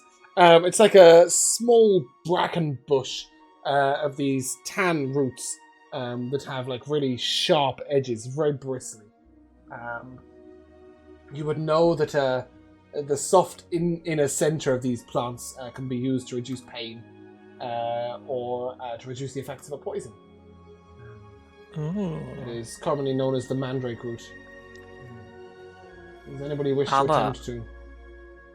Yeah, I'll unwild shape and try and use my herbalism kit Okay. to get some. Is anybody else proficient with an herbalism kit? No. Okay. Yeah, so you'll be on your own with that. I will take, please, a survival check. Have I given you a herbalism kit? No. No, I don't think so. Okay. I'll guidance myself. That's not great. That's 14. 14. Yeah, you take 1 point of piercing damage, but you do manage to extract 0.3 pounds of mandrake root, or 3 uses, which I'm sure you can give to somebody who's more likely to use them, such as an alchemist. Or a Jex budding does watch carefully as you're like harvesting this plant, and she's like, "This is this plant is attractive. May I have one of the stalks?" What do you mean it's attractive? Well, I like the look of it. I want to draw it. May I have one? You draw? You want a jagged full one? Yes, a jacket full one. Wait, you draw? Do you not have paper and quills and ink where you are from? Yeah. This is new information. This is a hobby. This is just something you do for fun. It's more for cataloging useful items, but I suppose it counts as my fun. Will it prevent me from having to roll down a hill if I tell you it is fun? No. Oh. That's non-negotiable. He looks crestfallen. But I will hand one over. And she'll like carefully handle it and tuck it away. Okay. But yeah, it's 0.3 for any of you. I think, Finn, you're alchemizationificating, aren't you? Indeed. So it's 3. You can either add 3 individual mandrake roots, or you can add 1 and customize the weight to 0.3 pounds. Stuff like that. You will find it on D&D Beyond. Yeah, as you guys continue on down the road, the sun begins to fall into the afternoon, and Dreet is sat on the back of the cart with Kensidon and Kimball and Finn, and alternates between sort of asking questions about your adventuring experience so far, and wanting you to tell the tale of the defeating of the rats and the Rat King, and fretting about what is to come. And every now and again, we'll clamber over the back and onto the seat next to Belgren, where you're driving the donkey, and we'll ask you hundreds of questions about the donkey that you don't know any of the answers to. Such as, what's its favorite type of music, and what's its opinion on cucumbers, and various other questions that just are not answerable by Belgren at all. But ask the next one before you can even tell her that you don't know, or that it's not a thing that anyone would know about the donkey. Treat's curiosity is insatiable. Her patience and listening ability is next to none. But yeah, as you guys progress on along the road, we're going to take a short break. We'll be right back. Just before we do disappear, thank you very much to the Emerald Collective for the raid. Pleasure to have you in. And to Solid D&D for the bit. And for the follow, thank you very much. I appreciate you, and thank you guys for the raid. Hope you had a lovely stream, and we shall catch you soon. Bye-bye. Hello, and welcome back to the second half of Mercenary Tales. As we were trundling along the road, one might say, with Dreet sort of keeping up this constant dialogue at Belgren. It gets to about 6-7 o'clock in the evening. You've been travelling all day. And the sun's beginning to set. I think it's also fair to say you're probably quite hungry. Whilst you do have road rations, Jexer, you would know that, or perhaps you would get an inkling that this might be, if you wanted to hunt for something to eat for dinner, this would be an appropriate time and place to do so. Okay. So we'll stop and make camp while I'm hunting? That would be the logical proceedings, yes. Okay. I am happy to give that a shot. Okay, would anybody join in the hunting? Is I anybody could. particularly stealthy? Ooh. I'm a I don't stealthy wanna- guy. Go do that filthy shit, but can I send my predator familiar out to help? As like a Yeah, spy scout? 100%. So once it's past 100 feet, obviously you won't be able to see through its eyes. Oh But, no, that's a them problem. Yeah, but the bird can definitely aid in the hunting. I have a trap. So Kenson, oh, you do? I have a hunting trap, yeah. Do you want to lay that out near the camp? Do you want to take it with you to... So obviously the thing with the hunting trap is normally you would put it down at the camp and then hope that breakfast is in it. Yeah. I'll like lay a it down snare. by the camp for Please breakfast. tell us it's there. Yes. I'm not What going to kind tell of- anybody. On my but- leg. Ken, what You kind guys of see trap me. is that? Yeah, it's for trapping animals for No. breakfast. What kind of trap is it? A hunting trap. How else do Like I a- ask this question? Is it a kill, die trap, or a? It's Well, a it's the manner snap of on- the killing. it's like it snaps onto their leg and then they have to sit there and suffer until they die. Type of trap. Okay, Thorn Whip it Ken. No. But I would say that these traps, they snap down. They're pretty effective. But you would have seen these, Hugo. Like you do eat meat, right? Yeah, I'm more asking if like the animal dies. So Relatively when a we quick. hear smaller the creature, squeal of a smaller pain- creature will die instantly. A larger creature might get a medium-sized creature might get trapped in it with some leg problems. A larger creature would shake it off, like a bear, for example. would just So ignore it.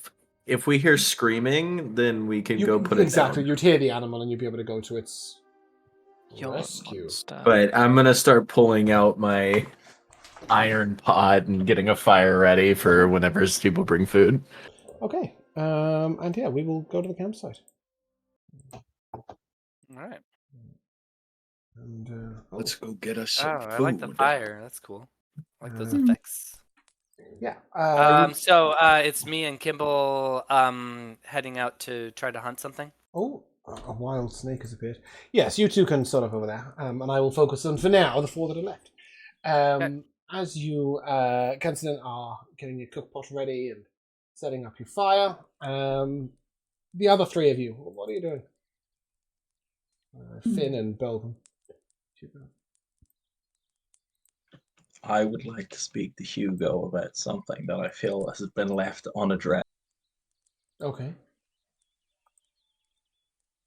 Is it that damned shell? Dragon scale? No. Good. No, I think he's talking about resurrecting that. Yeah, that so- rat. So there was this mouse who I will name Cheddar, or Rat, whichever. And it's... So, Hugo, look at the fire. Mhm. Is it alive? Technically, What makes it alive? it's breathing in air. Is that what constitutes being alive? I think consciousness constitutes being alive. How do you know the fire isn't conscious? I don't. How do you know that you are? I don't. Is a body conscious? It can be if it's inhabited by something. Is Cheddar inhabited by anything? He's not anymore So why does it matter? because it's just unnatural. Is it? Yeah, What makes it unnatural? because like you live and then you die. That Yeah. should be the end. Okay. Is magic unnatural? No. But it can be used to do unnatural things. Exhibit A.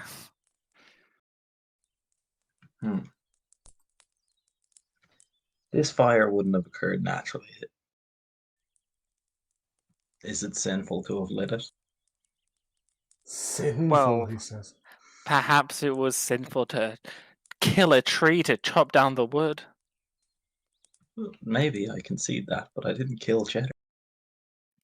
No, you just defiled its corpse. Do you think it cares? I think I care. Why? And that's the main problem here. No, that's why I want to bring it up with you. It's important to me, and I won't do it again if it's something you feel deeply about. But I would I argue my using of a dead animal is just as natural as yours for food. Wait, what? You eating a dead animal is to me not unlike me using its body. That's so different. How so? Because it doesn't have a face. Why does the face matter? Because then you look into those big empty eyes and know that you're in the wrong. Can I then make a list of animals without faces that are okay to resurrect? No, because that would be barbaric. If, Crab, lobster. if it was a worm, would Next you be time, upset? Finn, you've got to cut their heads off first. Would you love me if I was a word? All right, no more heads. So it's the face then. It's Well, a no, it's not just that. You know there's a difference. You're just being silly, gigantic. wizard. Yes, that's what I do. Does it mean that much to you? It does, actually. Okay, then I won't do it again. In the meantime, what do I do with Cheddar? You still have him? Oh, wait, of course. He lost. Okay. I have spider webs and butter in this bag. I collect Okay. everything. He's living the life. Okay, pass me Cheddar. Okay, so Cheddar's dead body. the bits of rat. Yeah, I will take them, and I will, much to the contradiction of what I said to Jixera, dig a little hole and bury the bow. Knew it. Busted. Yeah. Belgrin, as you sort of see the tail end of this conversation going on, are you doing anything specific with your time? Are you engaging Kenton in chat around the pot? Are you watching this idiot bury his dead live rat? I definitely don't have the mental faculties to be on par with the conversation right now. Mm-hmm. I feel like I'm probably looking for ways to, like, I don't know, be probably more like, I don't know what the word is, like utilitarian about Okay. this. Probably just like going around the camp, like making sure like all the tent poles are secure. Yep. Main So thing, there's before. a single tree that lies sort of long fallen by the side, and I think this is what the campsite was built around, was this fallen tree that it's a very serviceable log. You're able to stretch out the canvases, set up the tent, and perhaps you would be the one to go out and lay that trap down while Kenton gets the food in. Yeah, I don't know, probably spend some time also like, if I haven't been done already, also like setting up camps for Jixera and Kimball who are currently out doing other things. Yeah, you can set up the various tents in and around the space. Very much so. And just as you're beginning to finish the final tent, the smell of sort of the start of the meal just wafts your nostrils. Kenton, I'm assuming that at the moment you're just getting the pan ready for the meat, and putting some spare things on, and we will flick over to find out what exactly is coming for dinner. Jixera and Kimball, what's the manner of the hunt? That's what I want to know. Is this a sort of stalking with the bow? Is this a some sort of... Are you tracking? What are you doing? Stealthing. It will be stealthy. It will be with the bow. Mhm. Crossbow for me. And as we're kind of stepping through the forest, as I'm kind of keeping my eyes open, Jixera is going to kind of glance sidelong at Kimball and kind of take a deep breath and say, I think I owe you an apology, Kimball. Oh, I spoke ill of you when you were not in range of hearing. I called you weakling. I wanted to apologize for this transgression. do we have to say sorry for things like that? Because I might have to say sorry a few times. Oh, you've spoken ill of me? Well, I called you weird a couple of times when you weren't around. I don't know if that really qualifies. I accept your apology. Let's leave it at that, then. But Apology accepted. I must insist. In our encounter with the rats, you created a lot of danger by being so squishy and going down so easily. I worry that you will put others in the party, including myself, in terrible danger if you are to collapse in front of us once again in a heap of blood. Um, perhaps there is something I can help you with. Perhaps you would like me to train you with a real weapon, or perhaps in some defensive tactics. So, first things first, this is a real weapon. It's called a crossbow. Second thing second, didn't expect those rats to be as tough as they were. My plan was to get out of there and shoot at them from behind everyone else. But you know, I saved Hugo maybe by taking and like Ken by just being a body shield. You know, it could have bit one of them, but it bit me instead. And I think that's more like saving people than risking people's lives. So you saying you are useful as fodder to put in front. Well, that you so can take when this you put it more like liable- that, it I sounds understand that bad. does have value. I can have some respect for that as long as you seem self-aware enough to recognize your role in combat. Let me put it this way: I was out of position. It won't happen again. I was in the wrong spot at the wrong time. But normally, I'm a lot more useful than that. Normally.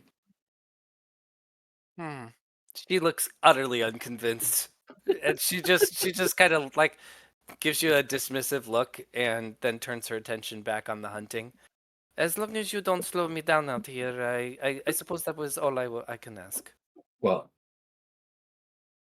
thank you. I might take you up on that, I guess, but for now, back to the hunt, because I bet the people back at the camp are starving. Can I take a survival check from both of you, please?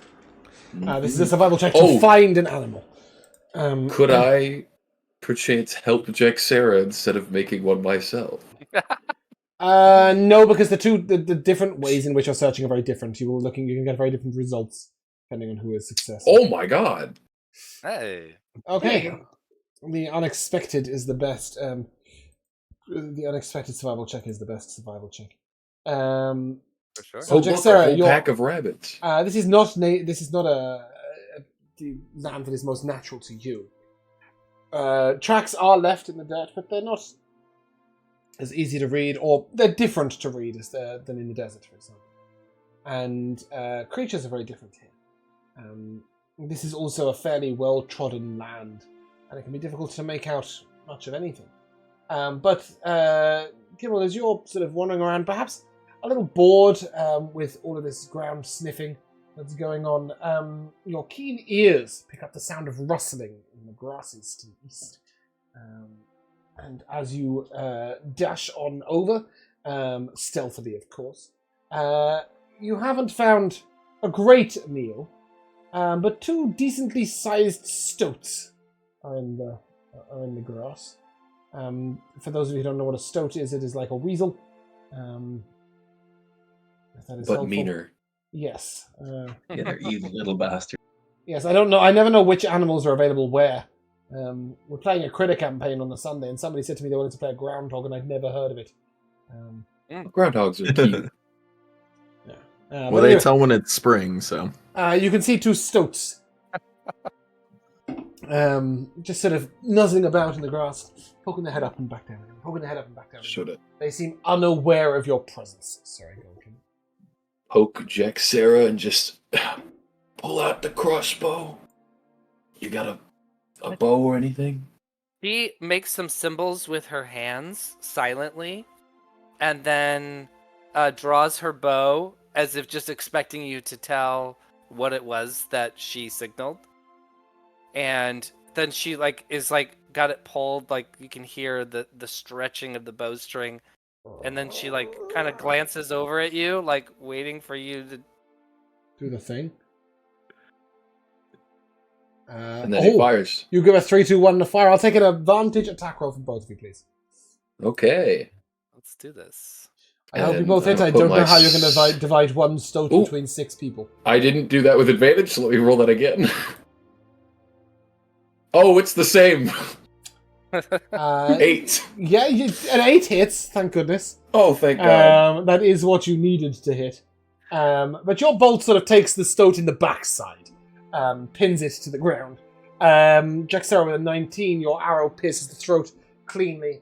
A clean kill and a quick kill.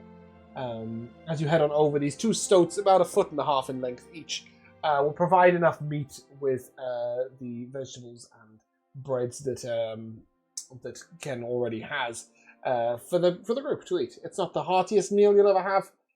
It's not roast venison, but it is meat. Well, thank God Hugo didn't eat the extra sausages. I'll cut those up and put it on there too. Mix it into a stew. But yeah, I mean, would you, having hunted these, Kimball, would you pick up one of these stoats and take it back yourself, or would you allow Jaxera to sort of take both, or what's the thinking? Well, I mean, I only shot one of them, barely, so Jaxera shot the other. I may have found him, but it was a team effort. She kind of like gives the side eye to the giant bolt hole in the butt of the stoat, and she kind of holds hers up as like a little not so subtle comparison, and just goes, and then she starts heading back toward camp without a word. Just hold it up. What do you think that meant? Because I have no idea what that means. Yeah, as you bring these stoats back into the campsite, you can return and find the smell of sort of what can they smell, considering what have you prepared in the pot to add the meat to, knowing that it would be quick cook meat. Quickly cooked meat. Let's see, boiling water, the sausages I grabbed earlier. I might have snuck a little bit of the butter from Finn's bag. Yeah, so what would you be frying with the butter? Is this a sort of like, are you doing a fried onion base? Are you, or is Kenson more sort of just lob it all in and see how it tastes kind of cook? Well, I mean, I definitely care about the flavor. I would say that I most likely, not having any meat before this, probably got some onions and some stuff like that, and just kind of got it all together, fried, and then threw it in the pot to boil with that, so that when the meat gets in and we butcher it down, I can throw it in there. Who would be skinning the weasels? That would also be me, I think. I can help if you want. Okay, we'll do one each. You may, if you have hunters and gatherers tools, give me a hunter and gathering tool check. I will not help. If you do not, you can do a sleight of hand check each. Oh, I will help. Yeah, hold on. So we do I'm one really each. good at that. Do one each. So you do a sleight of hand on yours. Kenton, how's your sleight of hand? Or do you have a hunter 18. gathering? Okay, that's nice. 13. As they're preparing the animals, I'm gonna make a conscious effort to not pay attention to what they're doing to the of course. bodies. But as they skin them and yeah, great. Kimball, yours is completely fur free. The meat is perfectly available. You haven't really lost any meat in the process. Kenton, however, you skin yours beautifully in almost 2 simple cuts. If anybody was interested, this pelt could be reused. It has been skinned so beautifully. You could use it, for example, to make a water skin, or to stretch out over a wide frame to make a drum, or to dry. We do all sorts of things with it. You can have a weasel pelt if you want, or you can not if you don't. But as you go ahead and cook, Kenton, go ahead and give me a cooking check. I think I've given you the custom cooking skill. Yeah. That you have. That is a 14. Marvelous. That is exactly the right score. So you do not gain any extra max HP from this meal. Anything over 14 is increased to max in a standard cooking check. But that is a 14, so you don't get anything extra, but it is a hearty meal. And you will feel sort of sated, and it's an enjoyable meal as you sit around the campfire.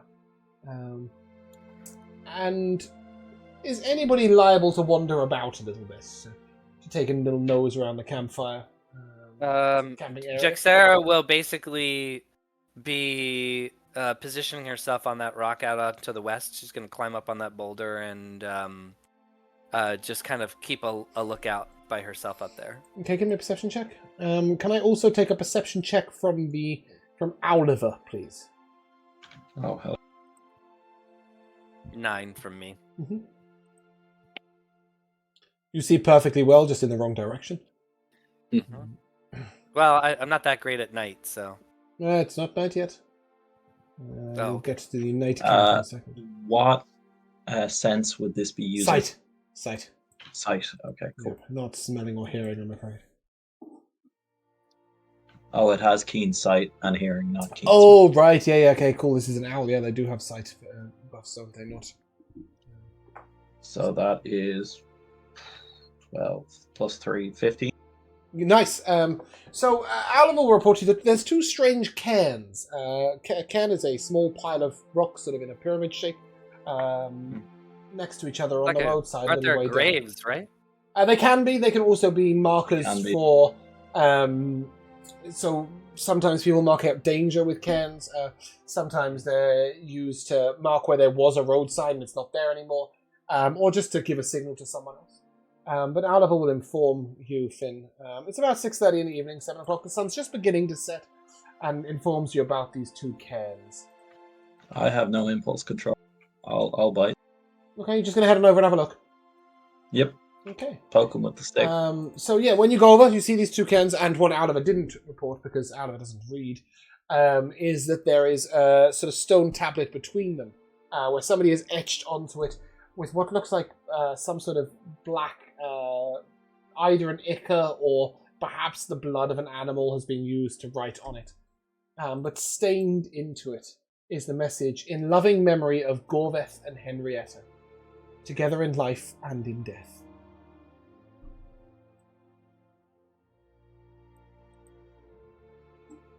Can I look for ghosts? How does one Again look for ghosts? Just look around. Any ghosts? Just sort of Egon's little thing. any ghosts like that. Are you Yep. calling out? Are you sniffing? Yeah. Just sniffing I, for ghosts. very terribly sorry to disturb your place of rest. I have recently been in the business of robbing graves. Now, if you need any help that would involve grave robbing, I don't have my shovel, but just address me now. Do you not have your shovel? Isn't it on the cart? That's what you guys. It's on the cart, so I'd have to go get it. Oh yeah, you're quite close. You hear nothing and see nothing, but you do feel a slightly cold touch on the shoulder. Give me a religion check. Ooh, okay. What dost thou know about the ghosts of those passed on? 20. 22! Man's he's read up on ghosts. Ghosts often find it harder to manifest in daylight. They may perhaps be able to show more of themselves at nighttime. That is really all I've got for you.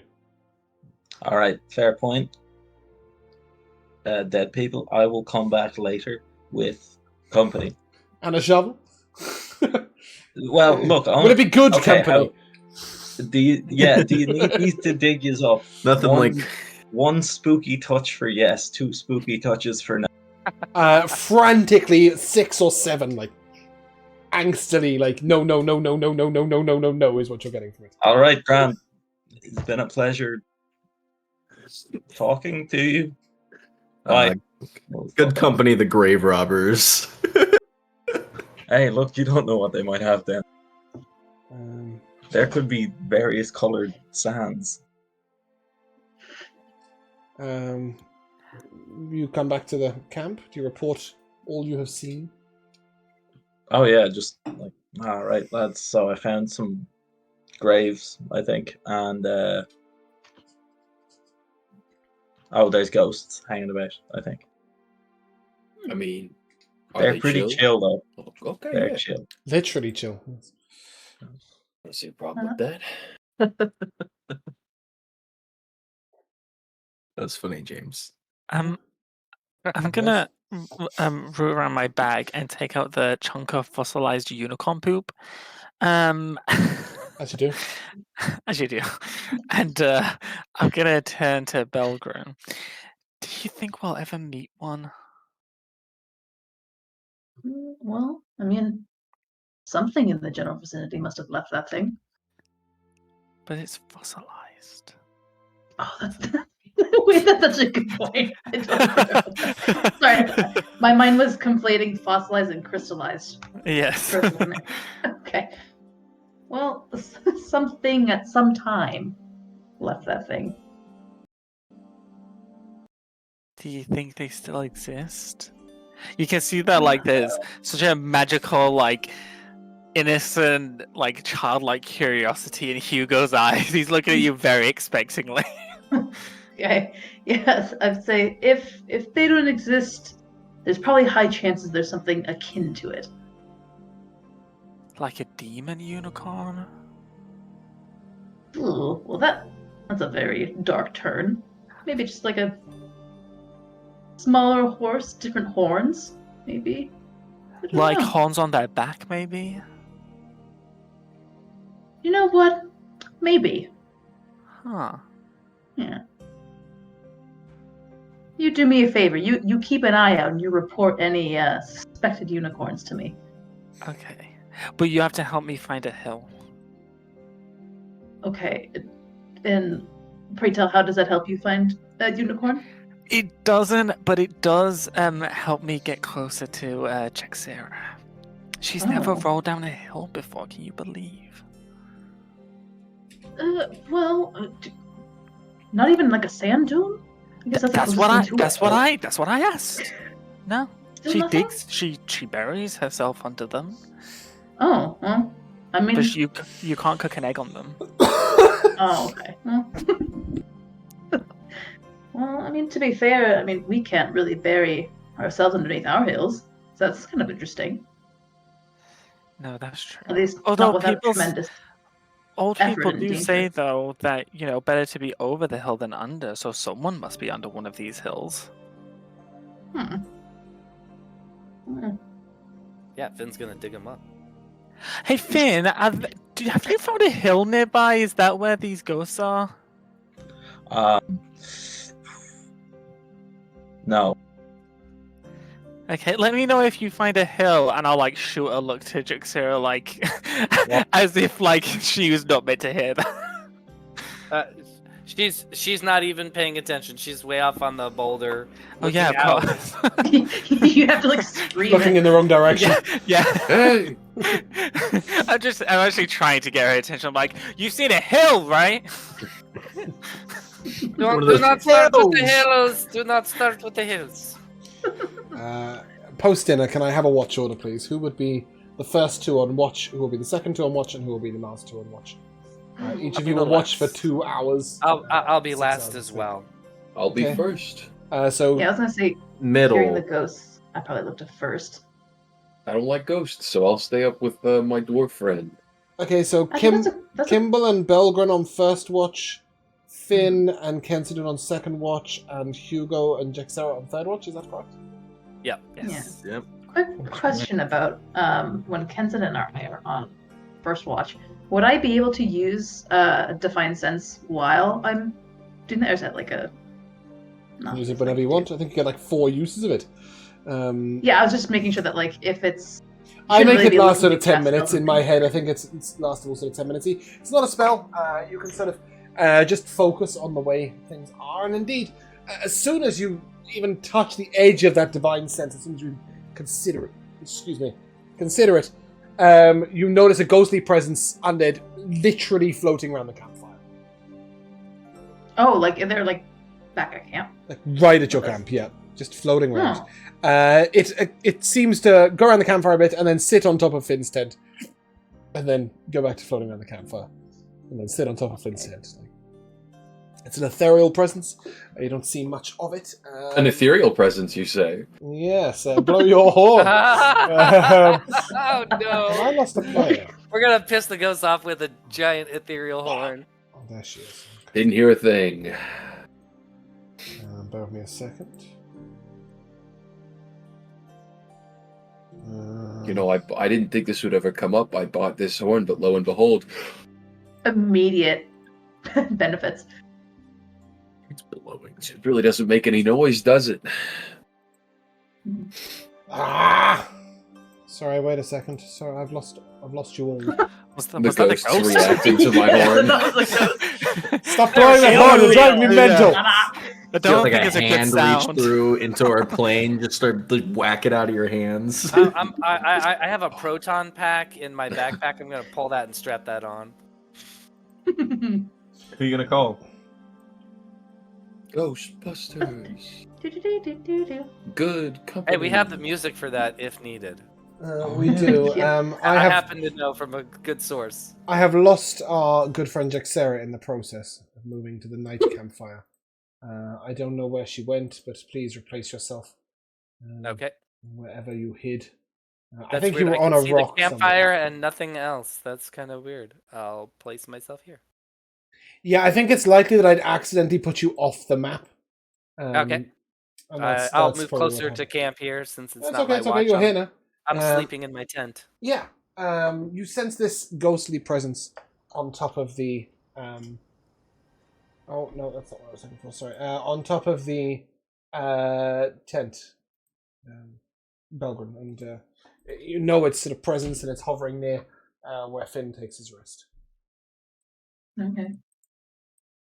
No signs of malice or aggression or anything. At least, it might be able to even tell that. No, it seems waiting. It seems like it's just waiting. Waiting.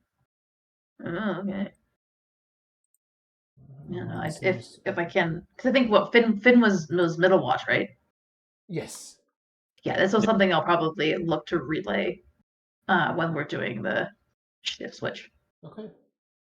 But just before sort of it's time for the shift change, as we put it, the ghost begins to coalesce into a slightly more full figure. And you see a woman, pale and white and ethereal. And she's got sort of like huge shaggy hair. And you can see a large hole in her chest. Looks like it might have been a crossbow wound. Just put the crossbow away. Not even thinking about that. Right now it's just Belgrin and It's- Kensidon. Yes, and only Me. Belgrin is seeing Oh, this. Belgrin and Kimball. Okay. I Belgrin thought and I was Kimball, up yes, first. yes, Belgrin and Okay. Kimball. But Kimball is not seeing this presence until now. Like, it just manifests out. Kimball will be a little surprised. Yeah, if I just saw this and there was like, I think no it's fair to say warning Belgrin's probably beforehand. given you some sort of mention. yeah, Yeah. Why are Belgrin's eyes just like platinum, staring at this random thing at Finn's tent?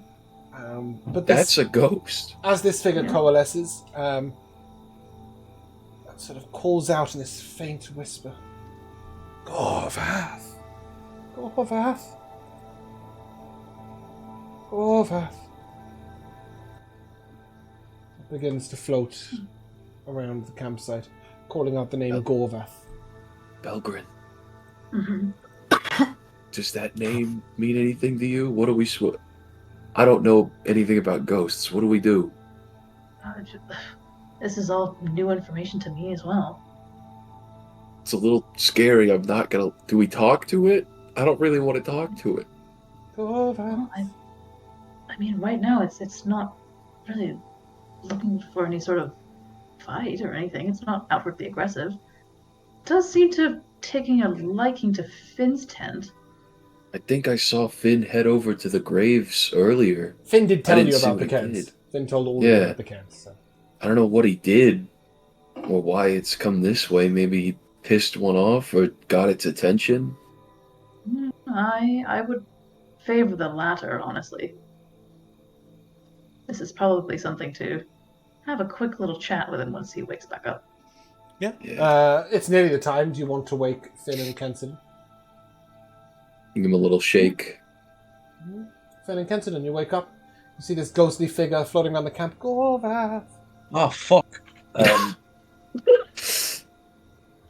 I would You're think here. you made a ghost friend. I'm just gonna get my shovel just in case. Shall we come on? Gorvath! All right, so that was one of the names on the tombstone thing. Oh. Marker. Yeah, looked A like it was loving written memory in of Gorvath gold. and Henrietta together in death, in life as Do you- in death. Do you think this is Henrietta or whatever? I would assume so. She sort of Have turns you to you asked? and that is me. Oh, shit. I didn't know you were. Hi. I didn't think you could. Hello? Gorvath? Have you seen Gorvath? Is that the one you were buried with? Should have been. Do we want to check? We could check No! for... She looks at the shovel. Somebody took the body! Oh. Who? Oh. Do you know who? I know not. Do you know when? Nighttime? Nighttime. That's all she's got for reference. You guys mind if I go just take a quick look around the outskirts of the grave, see if there's any tracks? When you go to the grave, you will note that the grass and the earth is fully grown over on both graves. Okay, so it's been a If long this body time. was dug up, it was a long time ago. I just come back to the camp and he's gone. I don't know. Gorvath? It's been no Gorvath. How about you guys leave the search for Gorvath for me and Finn? You guys Yeah, look we tired. got the dream team, alright? The Sure. dynamic duo are on the kill. Listen, we got this. So your plan is to just leave camp unsupervised? Well, I mean, No. are you guys gonna sleep tonight? Do you guys want to get exhausted? I've been exhausted once already, but I don't want to do it again. And I start tucking myself into a sleeping bag.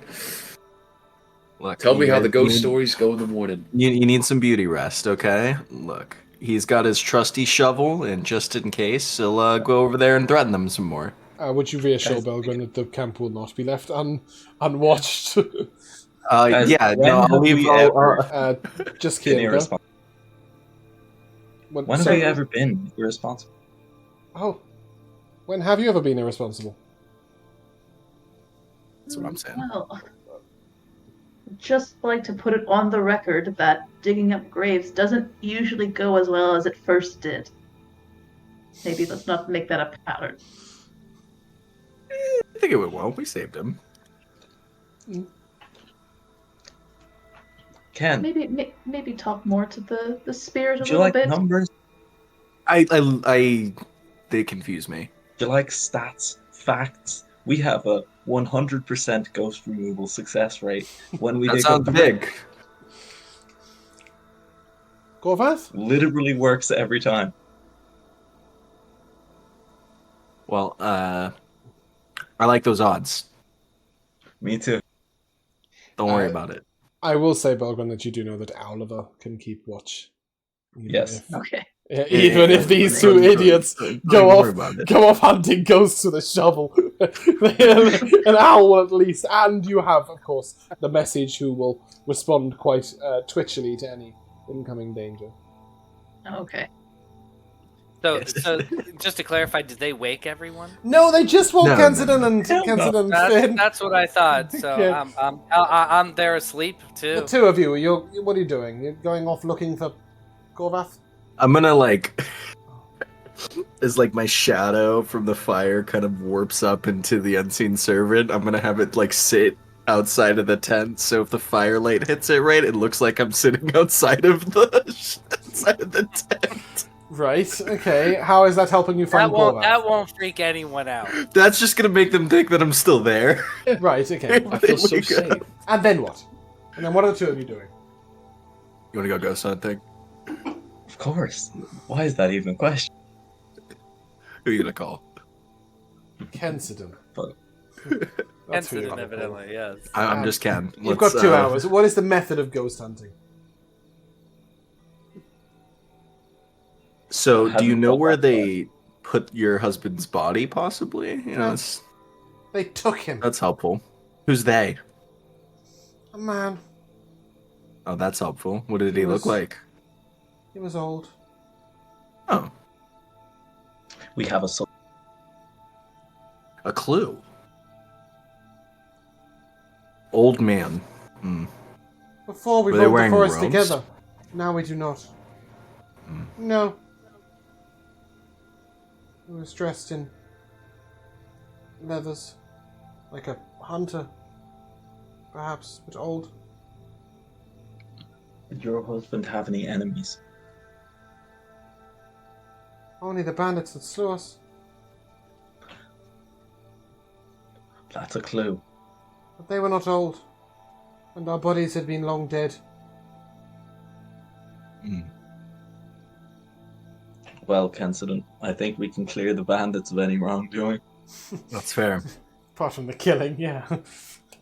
Killed them, but they didn't take their bodies from the grave. Just his. Well, not the bandits. No, she's pointing out that they only took his body, not hers. Well, yeah, that's obvious. Maybe. Well, you're here. I don't know. Can you, like, divine magical, like, sense the dirt and anything? I can certainly try. Can I attempt to divine magical sense the dirt? Yeah! You attempt, you try really, really hard. It doesn't do anything. I'm gonna ask Mensa for some guidance. Okay. You say a short prayer. Roll me a D100. Let's see if you can get some divine intervention here. You're saying there's a I'm saying there's a chance. 83. That ain't it. No. Silence is all that greets you. Well, I didn't expect that to work. I have one other option. Yeah? Is it find ghost? Ritual cast detect magic. Love that, thank you. That is a slight bit more useful. You don't sense any magic currently. But you do see sort of a trickle of magic almost bleeding from Henrietta. As if a little part of her essence is spilling out and then returning back into her, and spilling out and returning back into her.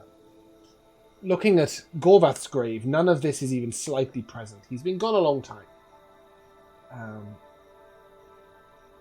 Can you tell me the range of detect magic? How far can you see? Is it 30 feet or 60? 30 feet. 30, okay. You will also be able to see sort of like a thin, almost barrier where Henrietta can't pass out of. It's sort of in the circumference around her gravestone. Give me an Arcana check. Sure. 25. 25. Dang.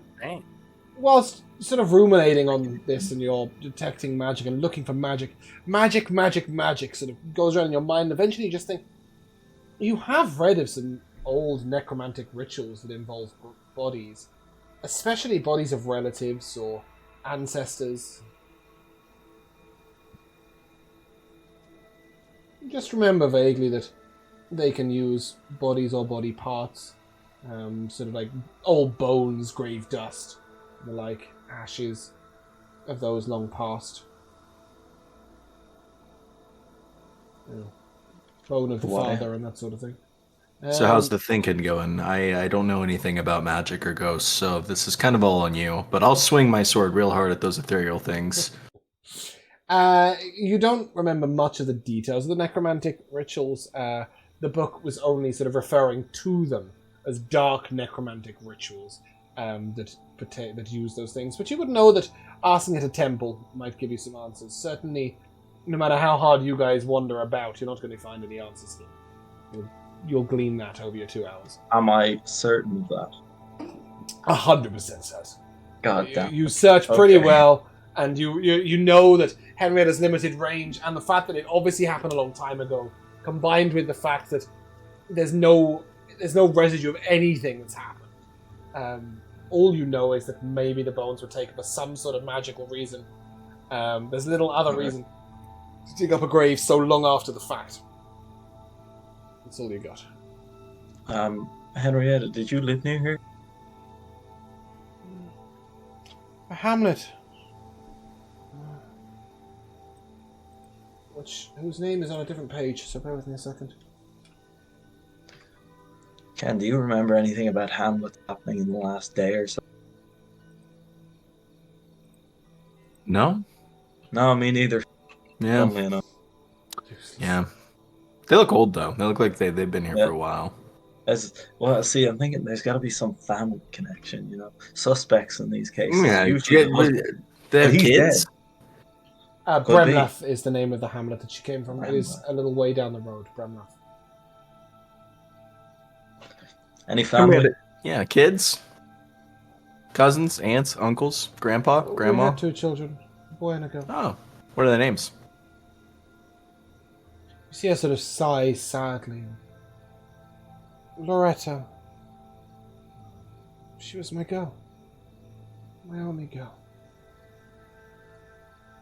So then you had a son.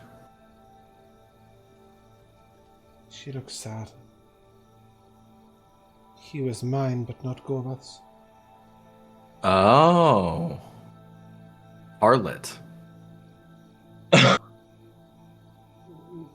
No, when Gorbath and I married, I already had Oh, my boy. sorry. My apologies. And I assumed, and that's wrong of me. his name Keep the was cooking Ewan. in camp, my boy. His name was Ewan. He was 3 when we married. His father was killed in battle. Now, how old were they when you died?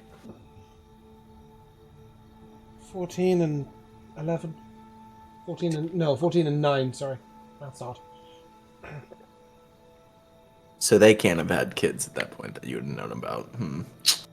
No. How long do you think you've been dead for? If you had a gander, take a, educated guess. What's the year? I feel like don't I think you have should this piece know. of information, but it's 1483. 1483. 200 years? Oh, that's really helpful. Thank you. Are you? You're a ghost, obviously. Yes. Can I look at your ears? I don't know, can you? It's a great question. Does She's she have just ears? she's just floating there. You can look at her ears, yes. Is she human? Yes. Fuck.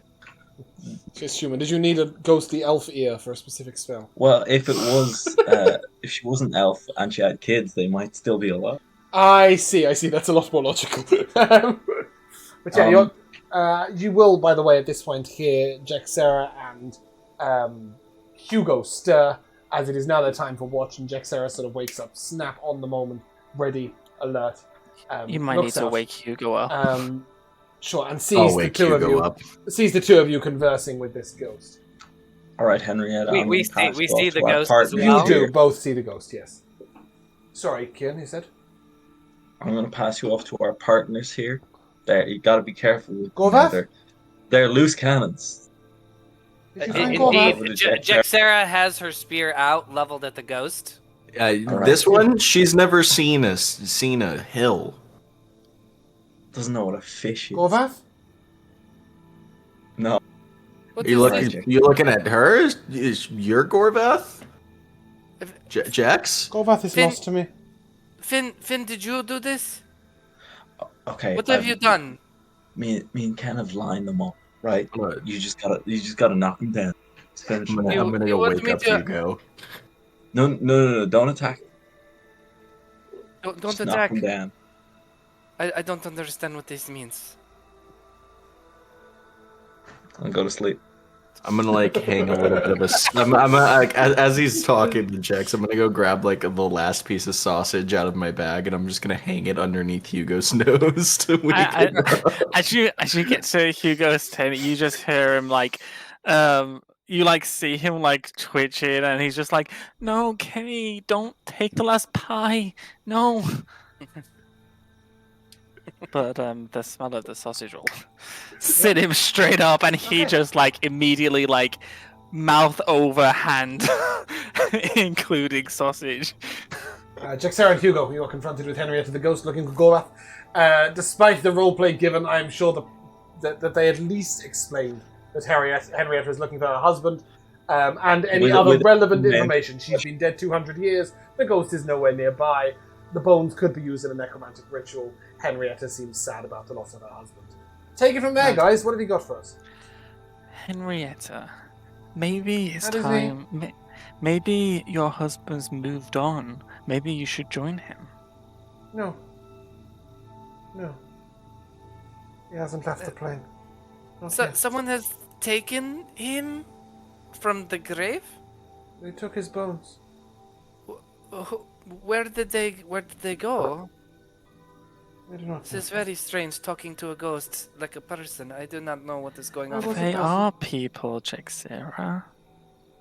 They were people, now they are spirits. Well, they're still people. Are they just don't alive? have a- Are they just- conscious? Are they a fire? Who knows? But they're still people. They just don't have a physical form. Well, do you know where they went? No.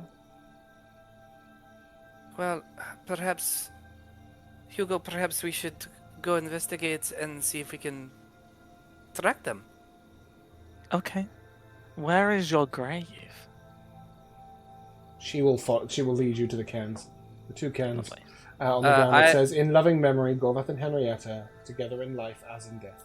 As we approach it, I'll like kind of use my spear, which is still out. I'm gonna kind of hold Hugo back so that he doesn't like disturb the crime scene, and I'm gonna go in and try to examine tracks and see if I can determine which direction the bones were taken. You're looking for somebody who dug this up years and years and years ago. The grass and This is earth not has a recent completely grown back over the grave. No, it is. This body was dug up well in excess of 50 years ago. I'll explain that to. Is it just Hugo with me now? Everyone Yeah, else. and is Henrietta, of course, and she. And Henrietta, of He's course. been gone so long. Hugo, I do not know how to help Henrietta move on. Well, Belgren is the only one I know that might know what to do with these. I don't know if we should wake her. Him, sorry. It's because I was looking at Bumpkin. Yes, Bumpkin is wide awake. Belgren is not. I can say some sort of prayer over the grave. Do you think that will do anything? I don't want It's your words. worth a I want shot. my husband. But I don't think we can find your husband, Henrietta. Then I shall I wait think it's. until someone can. I It think might be a that's- very long wait. I have nothing but time. Wouldn't your husband want you to move on? He would wait for me, as I wait for him. And she sort of hesitates a moment, but the dawn comes. Can you feel his presence or connection at all? He is Not near. necessarily nearby, but He has not left this plane. I would know. can you feel in a direction where he might be? What do you think I am? Ghostbusters? No. I'm saying that your connection to your husband might be strong enough to know which She, way all he she might- knows is that he has not passed on for next. Okay. We will keep our eyes open for the bones of a long dead man. That is all I can ask. What are we like? We just have to keep them away from Finn because he might try to resurrect it as some sort of wicked undead. No, we've talked about that. He's learned his lesson. But I think we should dig up the graves. Please, no! But there might be maybe some personal. Or I might be valuable- lost. But we won't move your bones. But if there's like some kind of like item in there that'll help, like either if it's like the arrowhead of the thing that killed you, we could try and track them that way. Or if there's like personal belonging of your husband, we can maybe find maybe family or something. They might have taken his bones. Our family are in Bremnath. You can find us. The Scotch Bodkins. There's your last name. The Scotch Bodkins? Yeah. Well, Scotch perhaps Bodkins. we will search for the family there. Okay, we can do that. Thank you. The dawn comes. She reminds you again, and then shortly afterwards, the dawn will come. The sun will rise. You may all press that long rest button. Dexter definitely looks relieved to have the ghosts fading. Okay. As the sun rises, I will draw us to a close. I would like to give you 15 experience points, 5 XP for watching the procession of Trevath's finest, right back earlier on, and 10 XP for discovering the missing body of Gorva.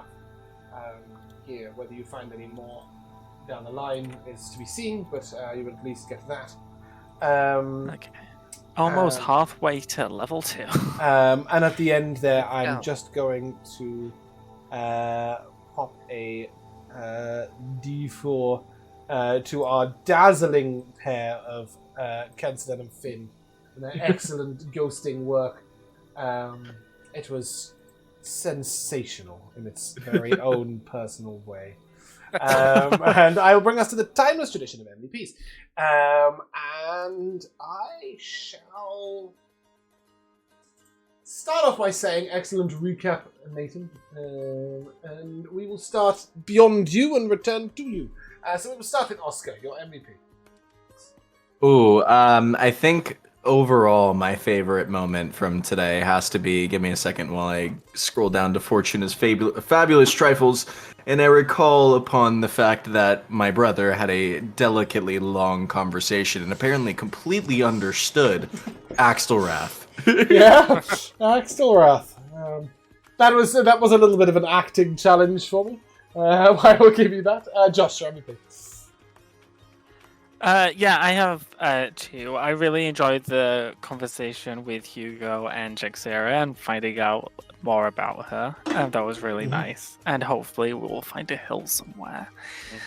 Fingers crossed. And I also really liked the conversation I had with Hugo and Finn. It was really nice to see their friendship. And I really liked that Finn really challenged Hugo on his views, but was still quite gentle with him. Yeah, it was very nice. Yeah, I agree. Kian. Oh, it's gotta be just the single moment of the ghost floats over this gaping crossbow wound and just like, oh, put that away. Yes, I did enjoy that actually. Yeah, and I did mean to give you your own little D4 earlier, but I will get to that when I get to my MVP. I've just handed you the card so I can remember. Pumpkin. Oh, I think my favorite moment by far was right when we were leaving the tavern and Finn goes over and asks like, "Oh, do you have any spaghetti?" And you could tell like everyone else was thinking that he was totally asking for like legitimate cooked spaghetti for breakfast, completely forgetting about the dog as well. Ah, good old spaghetti the dog. Yeah. Totally on par for Finn to just randomly ask for breakfast spaghetti that he was looking to put into his pack. Yeah, there's logic. You did both salute the dog, which left the owner utterly bemused. Miller. One of my favorite moments was when both Finn and I, but primarily Finn, completed our introductory papers and both started just sort of leaning over to the left to peek at Jixer's papers. Yeah. For no real reason other than we felt like it. If she wasn't being secretive, no one was looking. Being nosy. Yes, but if you hadn't tried to cover it, it wouldn't have seemed exciting. A companion in my nosiness. Nathan. I think it's very amusing that Finn had this horrific dream with this giant genie, worm, the magician, this magic staff, and at breakfast the next day, the only thing he does is talk to the dog. To be fair, questions were asked about sand and worms. That did happen. I thought you were going to harp back to the sand in the shoe for your spell. I thought that's where you were going when you said, "Is there sand?" I was like, "Not this again." Wrong color. Yes, I know. I was like, he's the right color sand. I was like, maybe you It's could gotta be the ask right some color. new way of like, well, do you know of any blue sand locally? I was really confused, but I really liked where you went with that. I really enjoyed Miller your response to Jexera's hand signals. You know, he did all the sort of like the beep bop boopaloola, and you just went 3, 2, 1, bang. I just thought, yeah, I can roll with that. That's great. I also really enjoyed the conversation of rolling down a hill and what is fun, especially Josh, you calling back to it with the picture painting or drawing of the plant. I thought that was really interesting. I loved Belgren and Hugo talking about the fact that Jaxera doesn't have any kills. That gave me a good chuckle. And also, Bumpkin, you said, I've written down "Pray tell unicorn." Oh yes, you said "Pray tell what does having a hill is it?" He said, "Are there any hills around here?" And you said, "Pray tell what does that have to do with finding a unicorn?" And I just thought the combination of that was hilarious. But I thought that really there was quite a lot of deep philosophy to Hugo and Finn's fairly simplistic conversation about is the fire alive. And I thought that was really interesting. I've actually had this conversation before because it consumes, it breathes, it grows. It was a very interesting analogy to can I resurrect dead rats to try and utilize them in combat. And I suppose the follow-up question to that is, if I can't, can I change my cantrip? No. You're still doing it just more secretively. It's the light and being able to rot things are the coolest. Well, that's true. That is true. But anyway, that is where we're going to end. We are on a hiatus next week. We are taking a week off. I am taking a whole fucking week off because I don't do that very often. I'm looking forward to it. But in the meantime, if you guys would like to say goodbye, Bye. we shall see you soon.